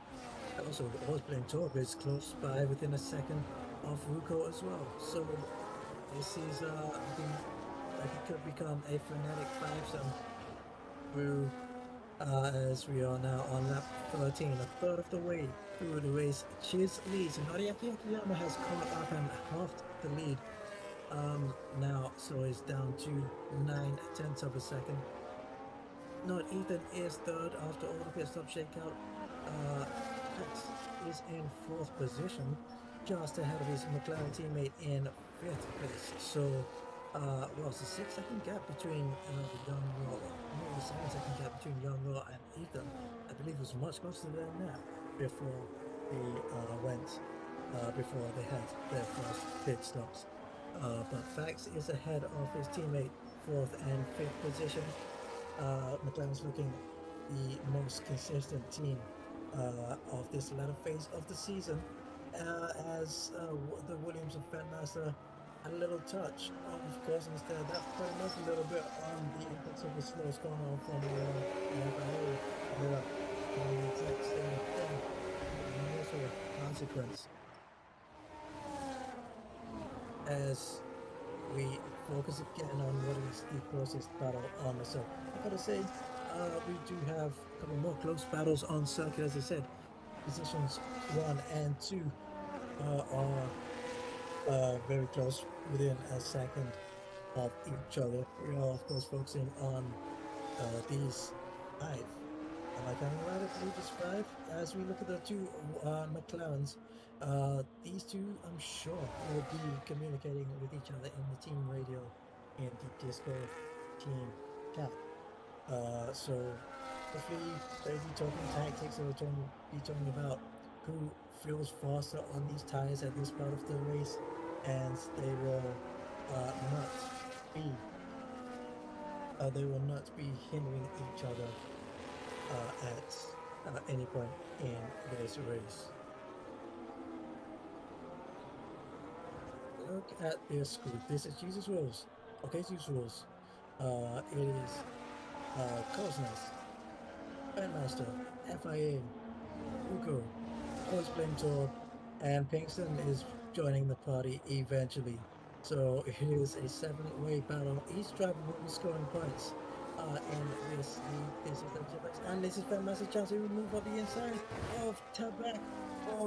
And the bit of front wing is right off of his front left as he was being shown not to overtake and pass me through there, says Cosmos, and it's a front wing damage, and it is Cosmos who's entered the pit lane. We have front wing damage himself suffered from a few laps ago, and now on lap 15, well, will be 15 when he comes out the pit lane, he's decided to go on to what I guess would be another set of hard tires to go towards the end. But Fenmaster tried to move up the inside after Cosmos got the exit wrong out of swing. Look at this. This is Always Blame Tor, almost stuck to the backside of Ruko. But they are being towed together as it seems.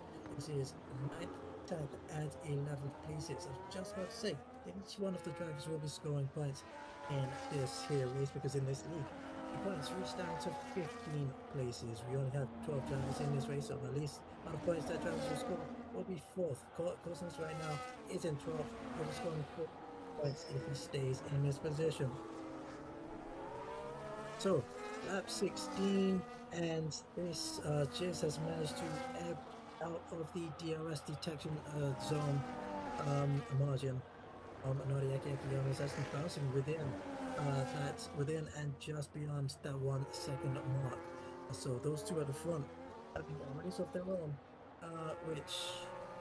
well, Chiz, Noriaki started on pole position with Chase right behind, so the position change was during the pit stop phase, as this is just rolls sideways. Now this Torb, I should say, sideways in an incident with the Mercedes of Kingston and out of turn 1, and that is Torb facing getting back to it now. That looked like that was Torb trying to make a move up the inside, but Pinkston was still around, still on Pinkston's outside, and due to the game's physics, the car ended up facing sideways. Well, already Torb had been facing upside down in the Division 2 race, and now he's trying to find all angles to be facing in this here Monaco Grand Prix. This is 7th, 8th, and 6th, 7th, and 8th positions, as you say. It's Jesus Ross, who's been caught up by Fatmaster, who, as you see, has that missing end plate on the left side. So that is costing him with downforce. That is also costing him. And we have a full yellow. That is as a result of Tor seemingly retiring at Newville Chicane. That foremost is a virtual safety car, and that is time for Ben and FIA to enter the pit lane. They will be serving a pit stop at a reduced time than ordinary.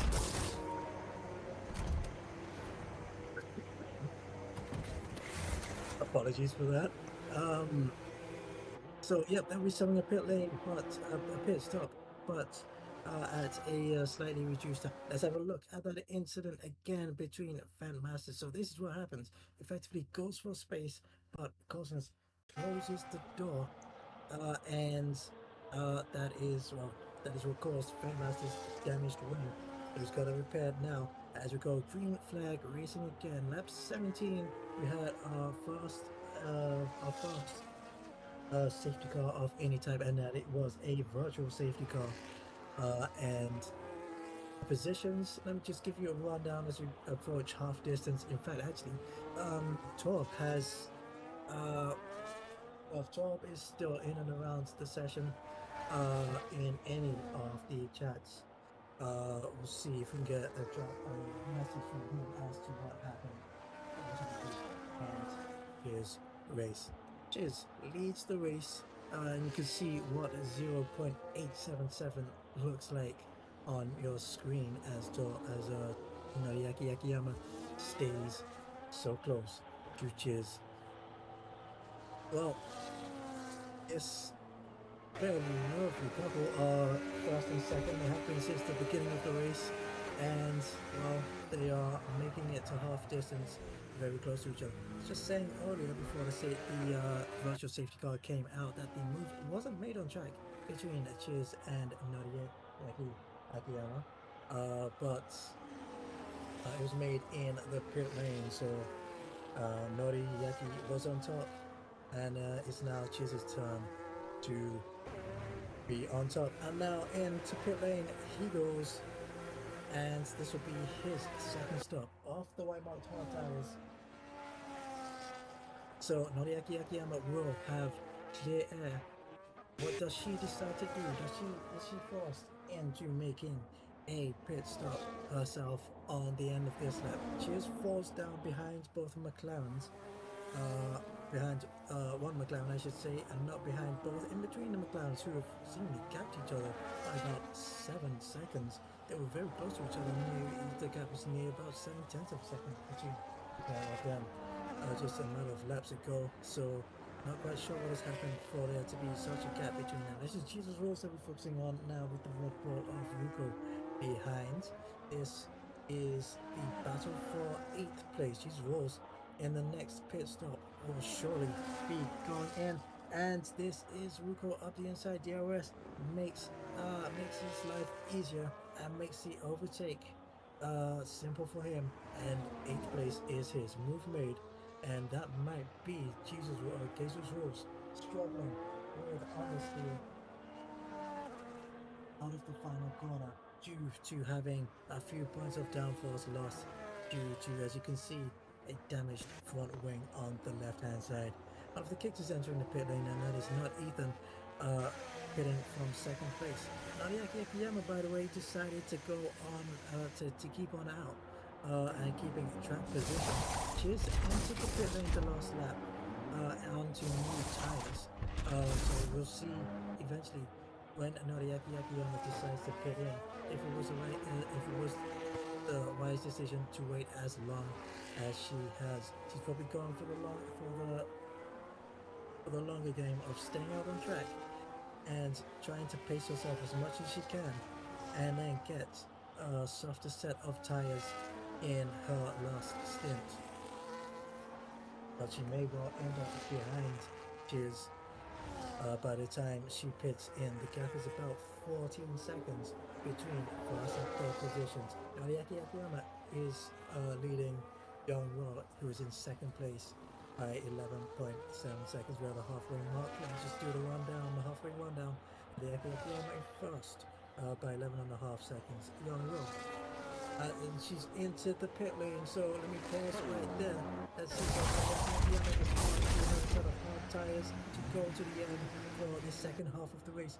Where does she come out in regards to Chiz? Young will go across the line. He's yet to pit in for the second time, and Chiz is taking de facto first place by quite a distance. So Noriaki Akiyama has effectively surrendered the fight by going 2 laps longer, and Chiz is now out and has a gap of just under 2 seconds to my bad, I'm looking at the wrong place. Has a gap of nearly 5.5 seconds to Noriaki Akiyama. That has cost her dearly.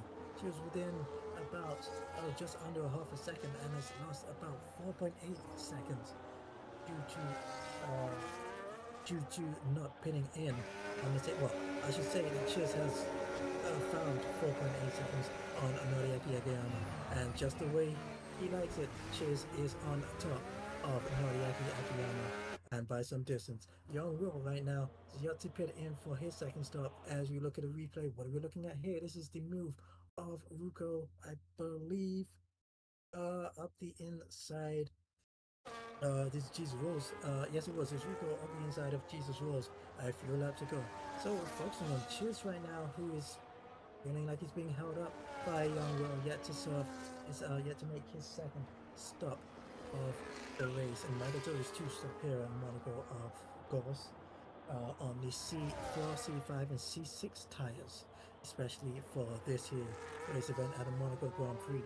So for Chiz, every lap that he is behind the McLaren, he'll be feeling as though he's being held up as Chiz gets out of shape. He's blocked the rear brakes, and now he's made a clumsy move up the inside, and that is a roadblock at Mirabel Bass.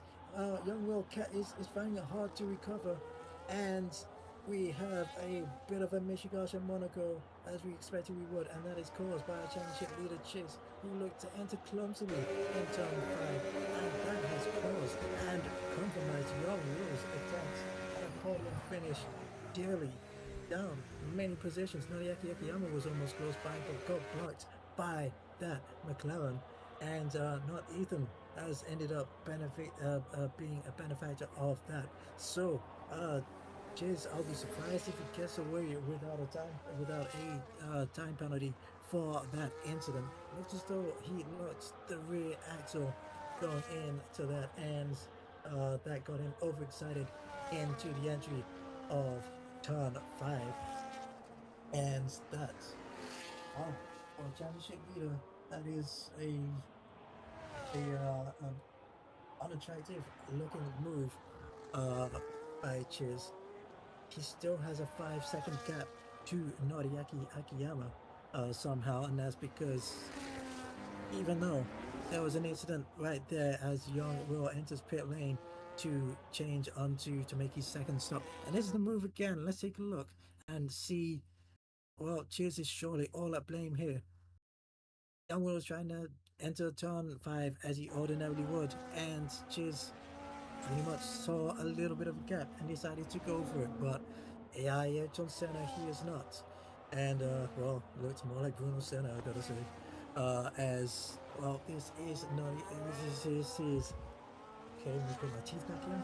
This is Noriaki Akiyama in second place that we're focusing on, and not Ethan, who is just over 2 seconds behind. So a bit of a race recap, which we'll do now. Chiz in first position by 5.7 seconds, although that is a bit of a forged 5-second gap considering the incident that he caused a couple of laps ago. Noriaki Akiyama in second place is not Ethan in third by 2.3 seconds. Facts, Abe is in fourth place by almost 10 seconds. The gap to the kick ahead of him. FIA is 8.8 seconds adrift in 5th place. Fenmaster in 6th. Ruko in 7th. Is Young Will in 8th place, the victim of that incident a few laps ago, who entered the pit lane for his second time last lap. 9th is Cosness, who is the teammate of the kick for whom we are focusing right now. And Jesus Rose is 10th of 10, looking to score 6 points if he finishes in this position. All of the drivers will be scoring a good and more than a handful of points as the point system is a little bit adjusted here in Average Best Racers League of Extraordinary Average Racers. Lap 24 of 39 of the Fiesta Monaco Street Race Division 2, Division 1 I should say, the second race of the night, and let's focus on 7th place Ruko. So what's his situation here? I believe he has only has he pit in for a second time? I might be able to see if we can have a look at that. Stops. Okay, so everyone has pit in for their second times. So whoever's on track on the gap, as it stands right now, is the true gap without having to make another pit stop. However, as you can see, time penalties against certain people's names. We've got a McLaren in the barrier at the exit of Tobacco Corner. Who is that? That is Young Will, who is reading the advertising boards with too much intent for a second time in about 4 laps. This time looked like it was all his own doing at back corner. So this race going from pretty fine to bad to worse in the last 7 minutes or so. Yeah, just having a look now at the time penalties that each of the drivers have against their name, as Young Rose into the pits for a 3rd time. Chiz has a 6-second time penalty against his name. Yama is within. He's within that 6-second time penalty for her. She's actually gained about a 1.3 seconds over the last lap, it looks like, and gaining even more time. By about a tenth or so. Well, it's actually a gap that's fluctuating now. So as it stands, Noriaki Akiyama is on for her win of Division 1. So she is within the 6-second time penalty window that Chiz has against his name. Not Ethan and Fax both have 3-second time penalties. You see Fenmaster has a 3-second time penalty as well. Chiruko, who's right behind him, who also has that same amount of penalties against him, causing us on 3 seconds in Jesus rules as well, ungodly like, but 12 seconds against his name. That's just unfortunate. This is 6th and 7th positions. But you dare spam the 6-7 in the chat, don't you dare. This we're focusing on board with Fuko right now, who is behind the Williams of Bandmaster. This Bandmaster in a race in Division 1, and if he finishes in 6th, this may well be, unless I'm mistaken, his best finish in a Division 1 race. But we go right behind him. This is the closest battle on circuit, so let's see how this transpires. Aboard with Rico, let's listen in.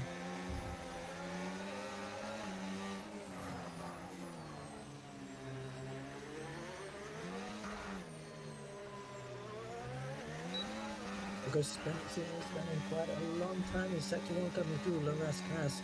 But if it works for him, it works for him. But let's see how this works. Bandmaster, so Rico using more space on the exit than Bandmaster, or at least on this time around.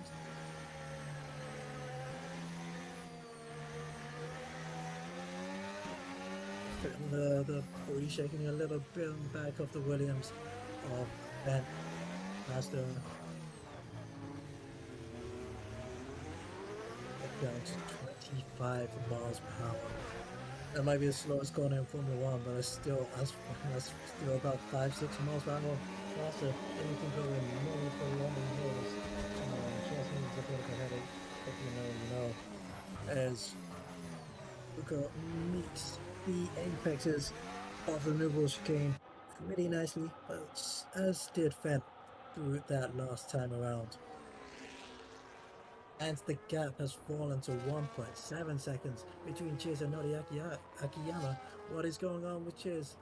Has he got damage, or is he just plain? Has he just lost his magic? As Cosness has retired from this session at the chicane, and that has brought out a virtual safety car. That is our second 4-course yellow of this race, and that is Cosness, who has crashed at the Novo chicane. Oh, look for him. He's not going into the ocean. Got the crash barriers to keep him from that. As opposed to Alberto Ascari, who in 1955, for those who remember, actually crashed at this very chicane, and it ended up, he and his Ferrari ending up in the swimming pool, in the ocean, I should say, in the harbour. But look at this. This is first and second, very close to each other within the. And still within the virtual safety car period now. Yaki Akiyama was much closer than than she was supposed to, as we got a drive-through penalty for Chiz. So that is going even worse for our race leader. Not only did he have a 6-second time penalty compared to Noriaki Akiyama, he also has a drive-through penalty for speeding under the virtual safety car period. So, podium position maybe out of the maybe will be out of the picture for him as we look at Ruko and Fanmaster again in 7th and 6th positions, very close to each other. It's becoming a fist fight between the pair. Is Ruko DOS, but he's trying to have to go around the outside. His Fanmaster covers the inside line and keeps P1 now. Gonna try side by side with Bovage. Come through, West guys. Here we are, coming through the we come corner straight. This is turn 3. Here we go. Turn 3 and turn 4, and that is Ruko through.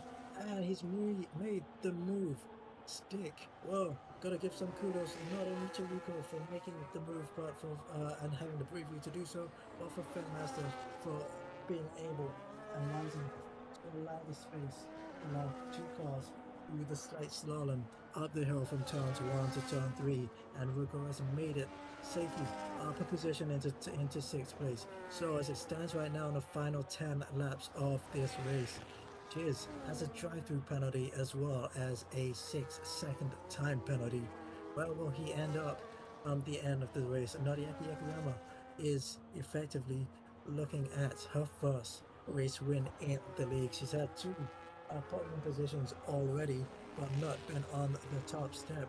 Will she be falling at that Red Bull across the line in first position? Well, she's P2 and only needs to stay in P2 and very close behind Chiz to get P1, because Chiz will not be winning this race as it stands. He, as it's mentioned, Chiz also had a 6-second time penalty. He has more than that compared to not Ethan, who is 7.5 seconds down the road, but also has some penalties against his name itself. As we look at the comment section, and we actually see Cosmos, our latest retiree, who clipped the barrier at turn 10 in 11 at the Nouvelle Chicane. So unlucky for Cosmos to have crashed out, but what it does do is it remains. We have our 9 races on the final 9 laps as Chiz serves his drive-through penalty and falls down to 4th position. He's still got 6 seconds worth of time penalty against his name. And Noriaki Akiyama is truly in P1 with a 7.7 second gap. All she needs to do is keep it clean, keep it out of the barrier, and keep her car from cutting the corners for the next 9 laps. This Red Bull will be getting more than just Red Bull. It'll be all the champagne and the Moe that Monaco will be able to afford for her. Although she's on the race, so she won't be able to drink it, but nevertheless, you know what I mean. And so it'll be a clean drive if she keeps it clean and keeps it out of the barriers. And Noriaki Akiyama is leading this race by over 8 seconds. Not Ethan has a 6-second time penalty in 2nd place, I believe, if I'm right, if I remember correctly. Max Fabry in 3rd place has 3 seconds worth of time penalties, so he may be on for de facto 2nd place as it stands, as Jesus Rules moves out of the way, sees the blue flags, and keeps out of the way of the following drivers. We've got yellow flags on, we did have 3 yellow flags on the pit straight. Everything is clear and clean and clear as we carry on. Chiz is in 4th place. He's 2.1 seconds behind. So Fax, as you're watching him now, is in 3rd place, but as it stands, he will be scoring 20 points if to be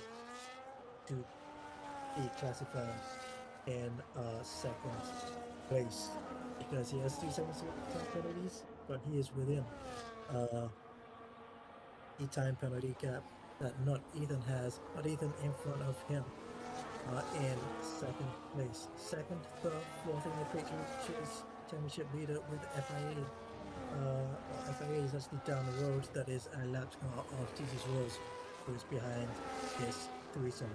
2nd, 3rd, and 4th positions. This is the closest battle on the race circuit, as we have 7 laps to go. Noriaki Akiyama first. Not Ethan, Fax Fabi are as close as under half a second now. Yours gaining Fax a little bit more but it was all about drive and how these tires hold up. These are the white marked hard tires. These are the C4 tires, so they've got enough grip, but they will definitely have the durability. So these drivers will be able to drive it hard, surely without too much fear of the tires going off as the race goes on. Cheers in fourth place, FIE 20 seconds down the road in fifth without the time penalty against his name, Rupo in sixth, Ben Master in seventh, 13 seconds behind, so he's falling well behind, well back behind Rupo. Those two were in quite a tense and even battle between those two for multiple laps. But it's now a 13.4 second gap between those two. Young Will is at a tawdry middle section of the race. He was on for second place himself, a podium position, until an incident with Cheers for first and second positions up at turn 5. He's in 8th place and well down after having making 3 stops and changing his front wing as well. And Jesus Rules is 10 seconds behind him with 12 seconds worth of time penalties against him.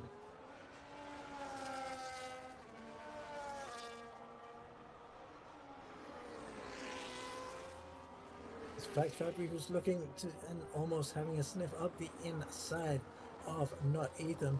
So if so as long as this battle continues, it may become a fastball 3-0 with Chase ebbing very close behind. It was 2 seconds, it's 1.2 seconds now between Chase and Fax in third place.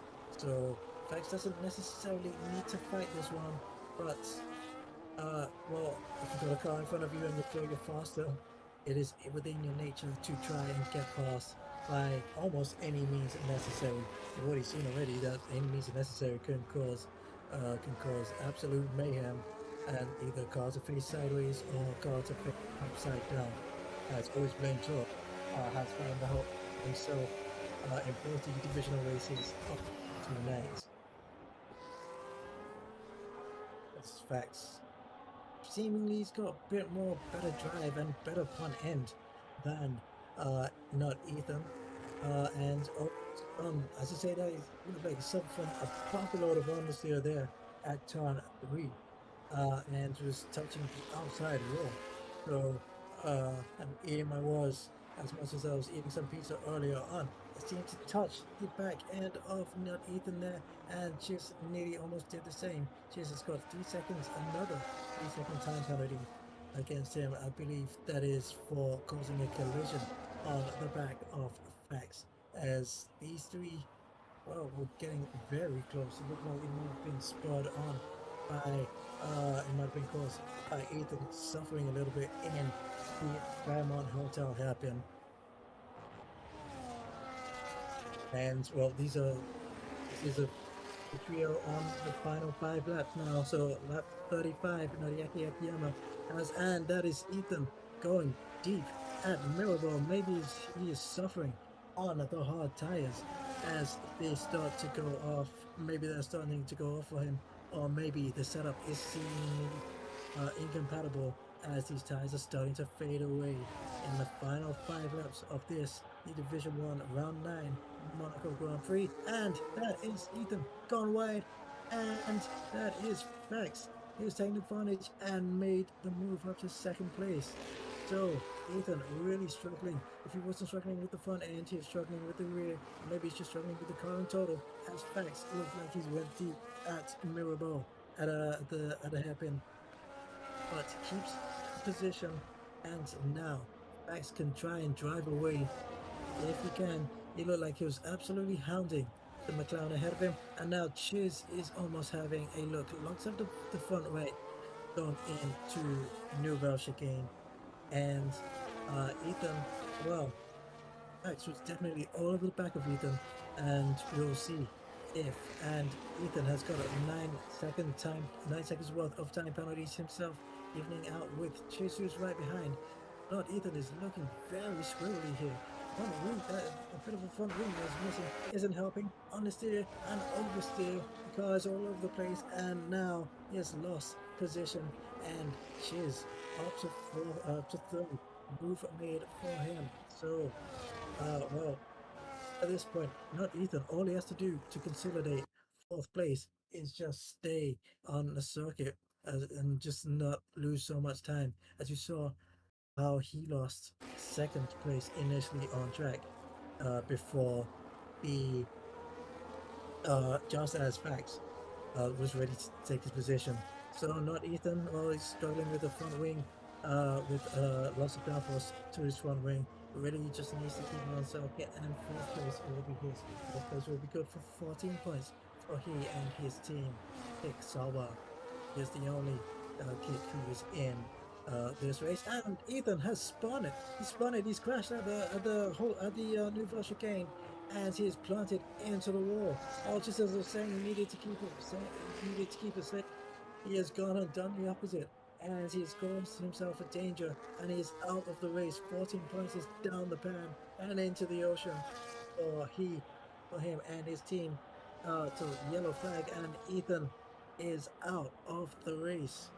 That'll promote Yuko, Grandmaster, Young Will, and Cases Rules eventually up a position and up a couple more points. So that is majorly unfortunate for Ethan, and maybe it's a cost at the Nouvelle chicane, because it has taken out both Cosmos and Ethan, the same corner, and both of them have become a victim of an incident at the same corner. Well, remember I mentioned Alberto Ascari, who crashed and survived a crash in 1955.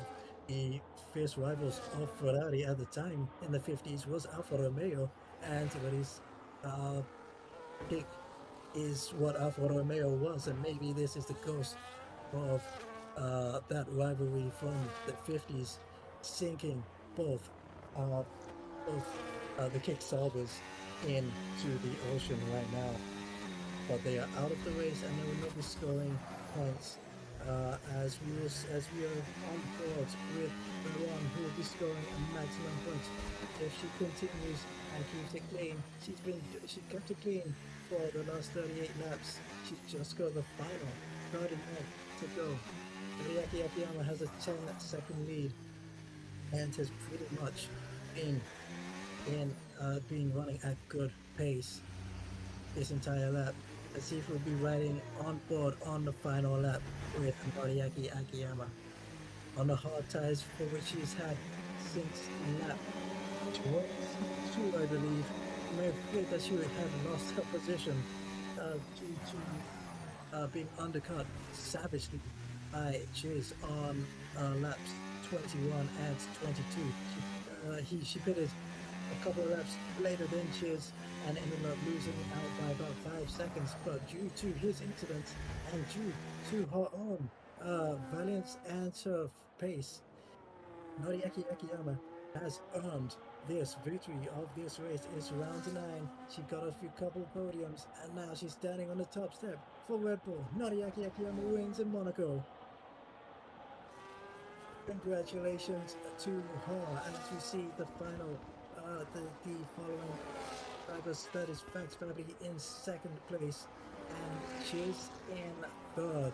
They will be staying in those positions regardless of what the time penalties will do to them after seeing the checkered flag. Fourth will come FIA eventually. That's the lap car of Jesus Ramos in 8th, who will have 8th place. Who will score 8th place for scoring 8 points. For scoring 8, whatever. You know what I mean. FIA fourth in this race, and this is Ruko across the line in 5th, who well and truly kept the Williams of Fanmaster in 6th. These two were in quite a tough battle for so long. Ruko managed to get past and drive away for a solid 5th place from Fanmaster. So we have a new race win in the league, and it is Noriaki Akiyama. Well, she came in early in this season as a reserve in Division Two. Pretty sure that she had pace enough for Division One.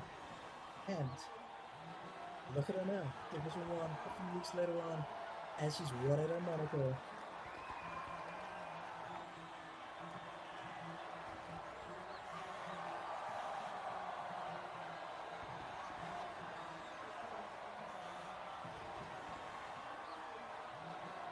Celebrations and jubilation for the Red Bull team and for Noriaki Akiyama, who has done it for the first time. Race victory and some champagne to celebrate. Chica's race winner, fastest lap was set by Cheers Driver of the Day. Was the cleanest driver, FIA. That's no surprise. That's a fix, I should say. And most overtakes was made by Fax Fabry in the McLaren, who came across the line in second place.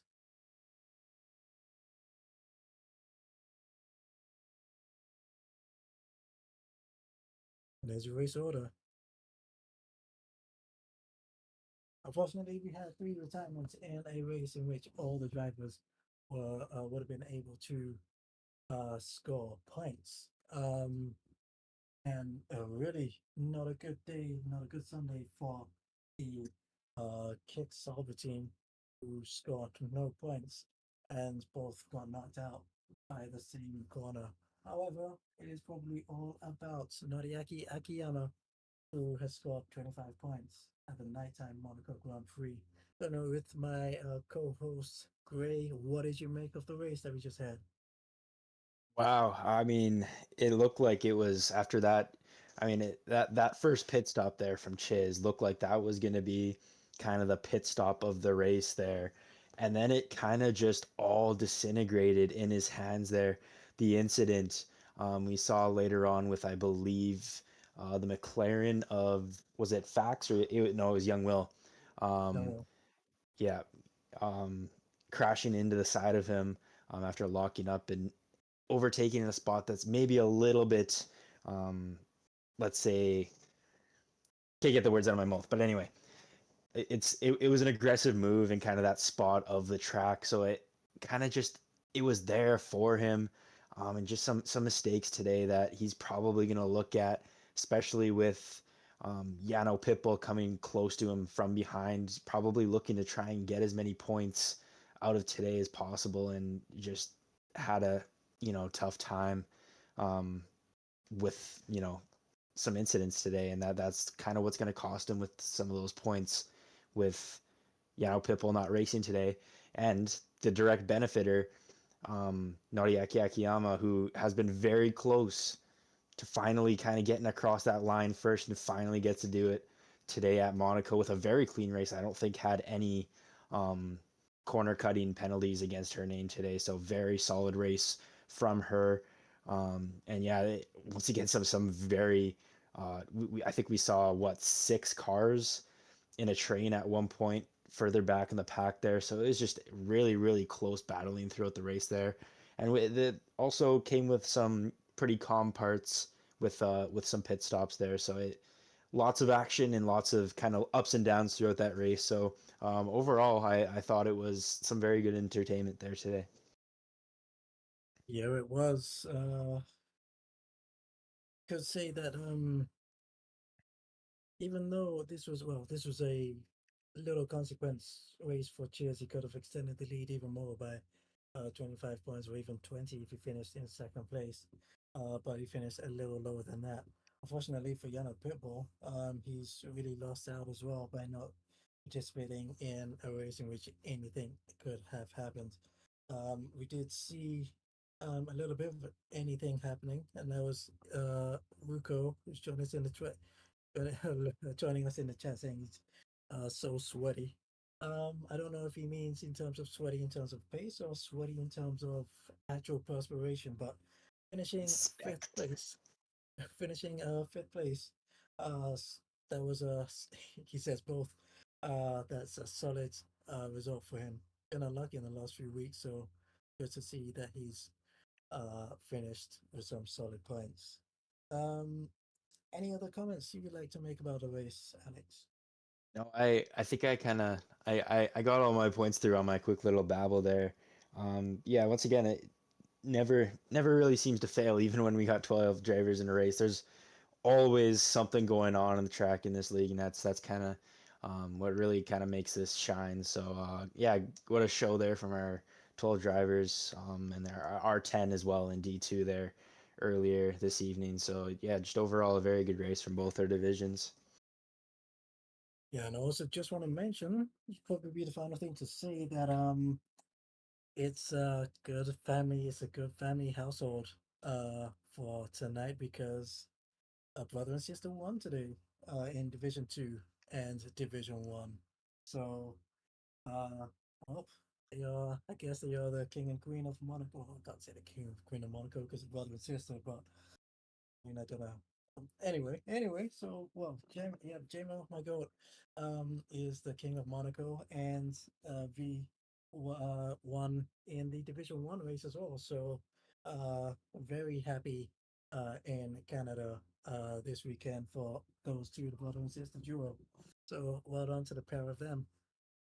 I don't know if Average has been with us at all at any point in the stream. I know Examined has, so let's see if we can get a few words from Examined's games. Examined, come to the microphone, Two, say three, something. 4, 5, 6, 7.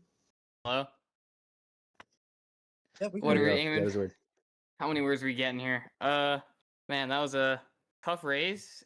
I honestly didn't know when to box, like 90% of the time. I was just kind of like not sure, but I saw that VSC and I'm like, yeah, let's just box. I had some great battles at the start, and then after that, it was pretty much just kind of sailing by myself in an ocean. Kind of a, I don't know. I feel like it's kind of hard to overtake.